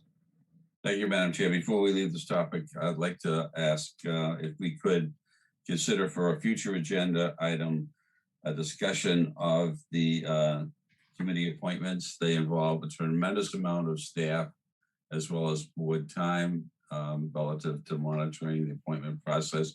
23 of the committee appointments, 23 of the committees are 1-year term appointments. And also, as a second point, I'd like to see if we have, and if we don't, we might enact a policy relative to attendance at committee meetings in terms of people remaining on the committees to which they've been appointed by the select board, and whether or not, if there's an egregious series of absences, the position should be vacated.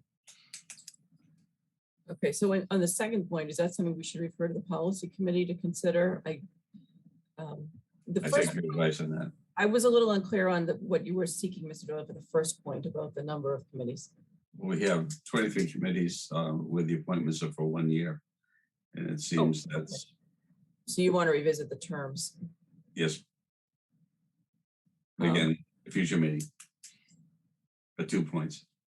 Oh, okay. So do you just want to put them on for future agenda? Or yes. Okay. Yes. All right. Okay. So we'll flag that for future agenda. All right. Number 11. Madam Chair. Request from the, thank you, Mr. Doyle, from the Parks and Recreation Department for the use of the gazebo. Madam Chair, I'll move to approve the request of the Parks and Recreation Department to reserve the Baron Hugo gazebo for the summer concert series on the following dates: June 8th, 9th, June 9th, June 15th, June 22nd, June 29th, July 6th, July 13th, July 20th, July 27th, August 3rd, August 10th, and August 17th. Second. Seconded by Mr. Wells. Any discussion? All in favor? Mr. Doyle? Yes. Mr. Zulus? Yes. Ms. Collins? Yes. Mr. Wells? Yes. Myself, yes. Next one is the happy news of 4 new Eagle Scouts in Milton. So we have letters that Linda Napoli has drafted to our Eagle Scouts. The Court of Honor is March 5th. I don't know if everyone has responded yet. We just want to know if we have a quorum. We'll just post that the board will be at the Court of Honor. So if you could let Lynn know whether you can make that. It's at 6 o'clock on Saturday, March 5th. But in the meantime, we have some congratulatory letters. We're going to sign those, Madam Chair? They'll be in the office next week? Okay. Actually, I think two of them, I think Lynn is getting the names of the projects for two of them. So once she'll let us know once they're ready, but we have the forms of the letters ready. Madam Chair, are you seeking a motion to approve the letters? Yes, please. So moved. Second. All in favor? Mr. Doyle, Yes. Mr. Zulus, Yes. Ms. Collins, Yes. Mr. Wells, Yes, myself, yes. congratulations. Yes, to all four. Next item is the Select Board's annual report for fiscal year 21, drafted by Ms. Collins, the former chair, on behalf of the board. We've all seen a draft. Ms. Madam Collins, Chair, is there I anything you move. wanted to add? I was going to make a motion. Go ahead, Melinda. Okay. Well, I just wanted to thank Madam Chair for all the little things that you caught. I've already made those changes, and Those were just little typos. There was nothing. yes, but they make a difference, and I really appreciate it. And if anyone else has them, if you could forward them tonight, then I can just get them right to Lynn this evening. Thank you. Just because I have to move to. Thank you for all of your work. That was a long report and a lot of detail, so it takes a lot of time to put that together. Mr. Wells. Madam Chair, I'll move to approve the Select Board's 21 annual report. I'll second. Any discussion? If not, then all in favor, Mr. Doyle. Madam Chair, if I could just add just a friendly amendment in substantially the form that we've seen it, just in case there are any ministerial changes. Is that agreeable, Mr. Wells? Oh, yes. Okay. All right. I'm just looking at the time, Madam Chair, and I'm a long way away up here. I'm at 3,800 feet in the White Mountains. All right. Well, we'll try to move it along. Mr. Doyle. Yes. Mr. Zulus. Yes. Ms. Collins. Yes. Mr. Wells. Yes. And myself, yes.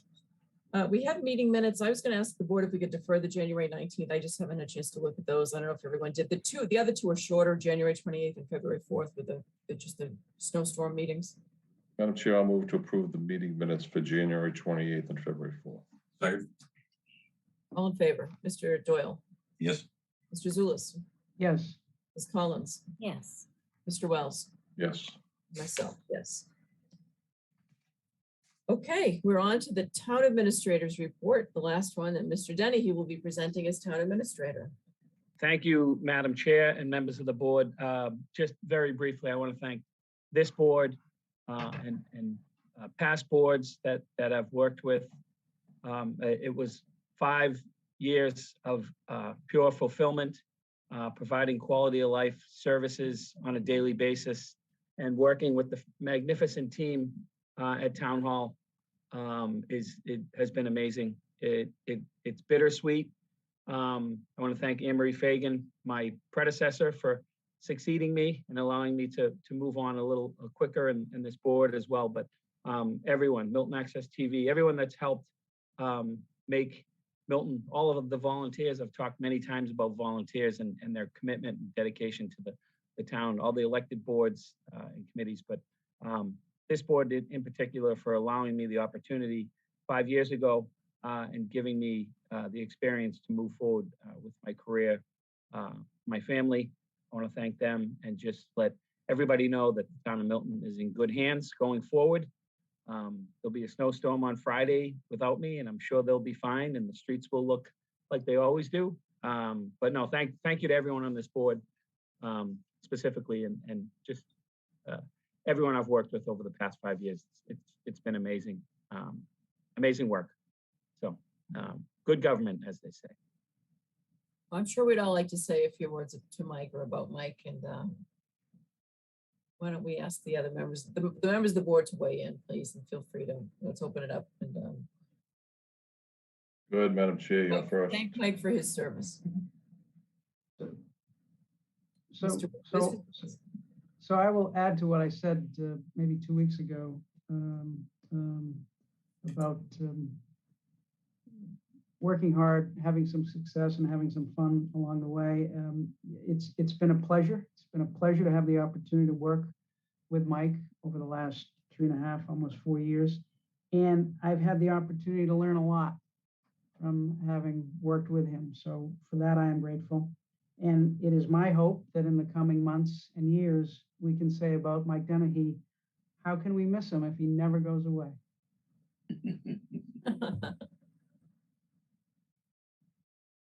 Anyone else? Ms. Collins. Sure. Well, I still remember the first time I sat in Mr. Dennehy's office. I was not on the board, and I was considering running, and he was so generous with his time, and that's continued. If there's a question or just a check-in, it's always Mr. Zulus is right. There's always something to learn. And it was wonderful having somebody who had already worked in government for decades. All the doors that you've opened for Milton, just watching you in the transportation building and how many people it boggles my mind. And we got the benefit of that. And Milton has changed in 5 years, and I think it's for the better. And you're our first strong town administrator, and you got us off to a good start.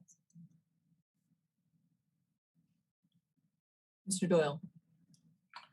Without repeating any of these accolades and recognizing that I'm probably the shortest termer in terms of association with Mr. Dennehy and his role as town administrator, I do want to earmark his responsiveness, most appreciated, his openness to new ideas, and also to share the high regard with which he has been held as Milton's town administrator by those outside the town of Milton, as well as inside the town of Milton.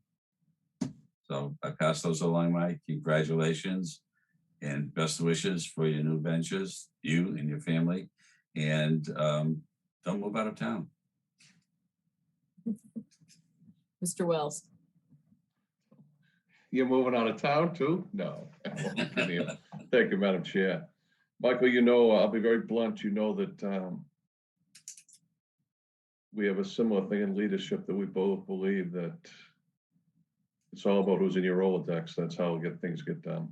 And our good friend, former Commissioner Evans, was a huge supporter of yours. And the time you were leaving the city to come here, it was one thing that he could not have articulated to me more about how high he had. And it's a lot to have a police commissioner who, anyone who knows him, knows the work ethic that he carries to this day, even at Boston College as the chief there. He thought so highly of you coming up, and it was part of the motivation, as you know, for me to run.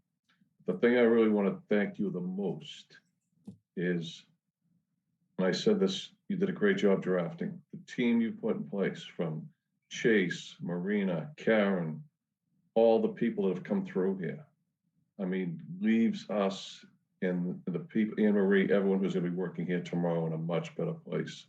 You did a great job of that aspect. You answered every issue, no matter how big or small. You cared about the citizens. You cared about the people who work here, which is so important, which, as you saw me fighting, even though I didn't win tonight, as you saw me fight once again tonight, is they are the cog in the wheel that makes things turn. When it snows, when it's a fire, when it's a serious crime, when it's a threat to a kid in a school, when the light, all those things that happen, you got that and you understood that. And I believe that will resonate in this community for a very long time. So thank you and best wishes. And Mike, I just want to thank you for your 5 years of service. A couple of weeks ago, I started saying a lot of what's been said tonight, and everyone told me to hold it until tonight, but and here we are. But so just thank you for all that you've done over the last 5 years, both in the operational world and the terrific hires that you've brought in that Richard just named. And I echo that completely.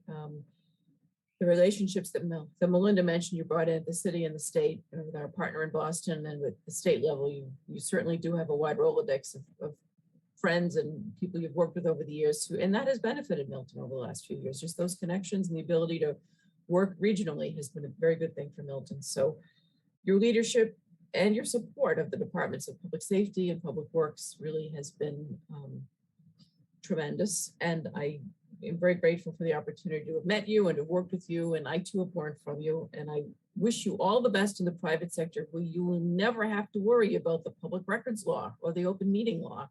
And you can forget about all of that stuff. So thanks for all of you've done for Milton and for the board and the town hall and departments in town, especially and in the departments that are under the town administrator. It's been a successful 5 years, and I wish you all the best.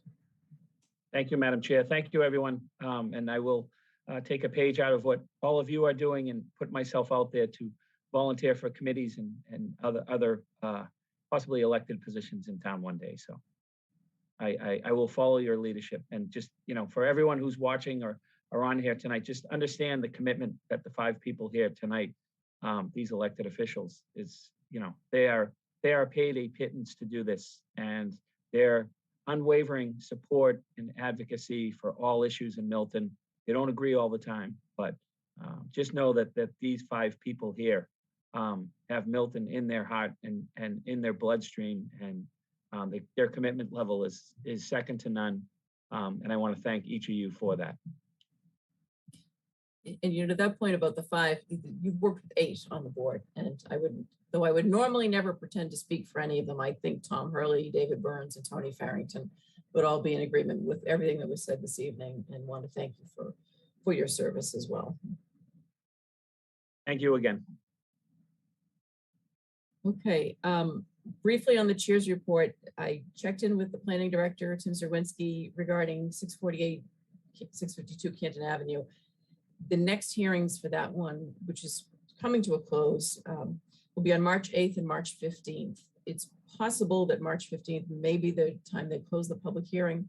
So if our board does want to submit comments, we would want to probably draft something and take it up on the 9th to get it in by the 15th. And wanted to just put out to the board as a suggestion, we may want to consider attaching, again, the PEL letter that we submitted for the revised proposal, as well as the affordable housing comments that we submitted on the prior applications. And the others are not on the agenda tonight. The other 3 are very early in their stages. They've just opened those public hearings, but it may make sense for the board to consider. And if so, we'll put it on a future agenda, whether we want to submit our PEL letters and the affordable housing comments generally on the other applications that are just starting up. So if it's agreeable to the board, we can put a comment letter on the March 9th agenda. It may be that between now and then, I know there's some stormwater due diligence that's being done for that particular project, and the peer reviewers will be reviewing. There may be more particulars that on that front that we want to weigh in on. It's a highly technical area, but so by the 9th, we might have some additional items to add, but I think at a minimum, we could consider the PEL and the affordable housing need. Mr. Wells. Your final comments. Thank you, Madam Chair. Your final comments. My question is directly related to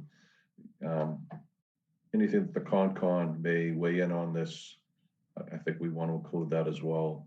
And I just only heard this briefly the other day that I think that's what you were referring to at the end, some of the stormwater, some of the conservation issues. But if they have concerns, I think we want to include their concerns as well, mirror whatever they believe in this as well, whatever their concerns are. That's all. All right, so we'll put this on for the 9th with maybe I'll just offer to do a draft similar to the one for East Milton residences. We can discuss it and we can add whatever else might crop up in the next couple of weeks. Okay, and if that's agreeable, then why don't we go on to members' reports? Does anyone have anything this evening? Mr. Doyle. Madam Chair, I just welcome Elaine Benson to the Master Plan Implementation Committee, succeeding Liz Miller, and thanking Liz for her service. Topics discussed included zoning, development projects that are in progress, the possibility of an economic development study for the town of Milton, and something that we'll probably hear under another discussion later on, dredging at the Milton Landing. Okay, thank you. Mr. Zulus. Madam Chair, I'm reconsidering the idea of 11 members. Could we go back to that other topic? Please. Are you joking or are you serious? You don't listen, Madam Chair. I'm You don't not, listen to any- I'm not serious. Didn't we Nothing after adjourn? 10 yeah, nothing after 10 PM from Mr. Zulus. He's beyond his bedtime. Nothing serious for me after 10 p.m. I think that was a good compromise that would have made a lot of people happy, but all right, so that was a joke by Mr. Zulus, not by me. Ms. Collins. No report, Madam Chair. Thank you. Not by me, because I actually would have taken you up on that one. Mr. Wells. Thank you, Madam Chair. Just one thing is, Mr. Doyle just noted, we received favorable news today that we received our $75,000 funding for design on the Ponce Road, which has been a long process. And we have already, I talked to Allison this afternoon, we are already starting the process to begin to application. So we'll be shovel ready to go for the dredging on 7/1 of 24. So thank you to everyone for their hard work and that the landing, everyone who's weighed in. This has been 5 years of work and we're finally getting there. Thank you to the city of Boston and the city of Quincy for becoming our partners. Ty and Bond who did. Ty and Bond who did the work, yes. All right, do we have any public comment response? I think we've really addressed those topics during the 2 agenda items that they covered. Future agenda dates and items. March 1st, we're having our MBTA community zoning that Tim Zerwinski will present. That'll be a special meeting just for that topic, unless we have 1 or 2 little things that need to get added. But the primary reason would be for that. And we've already put out, I believe we've already put out notice of that through some social media and through the email blast. We've notified other boards and committees. So we may have a quorum of other boards and committees attending and asking questions that evening. We don't have, it's getting late. We don't have to discuss it tonight, but I wanted to bring up the in-person meetings as of April 1st. When the legislature extended until July for town meetings to go remote, they did not extend the same period of time for boards and committees. So April 1st is still the date by which boards and committees would have to go back in person. I wanted to bring up for discussion at a future meeting whether we should consider going back on a date certain or earlier, or whatever the sense of the board might want to be, especially as we have the run up to the annual town meeting in May. So if it's agreeable to everyone, why don't we put that on for discussion on the 9th, whether to meet in person and when? Madam Chair, Yes.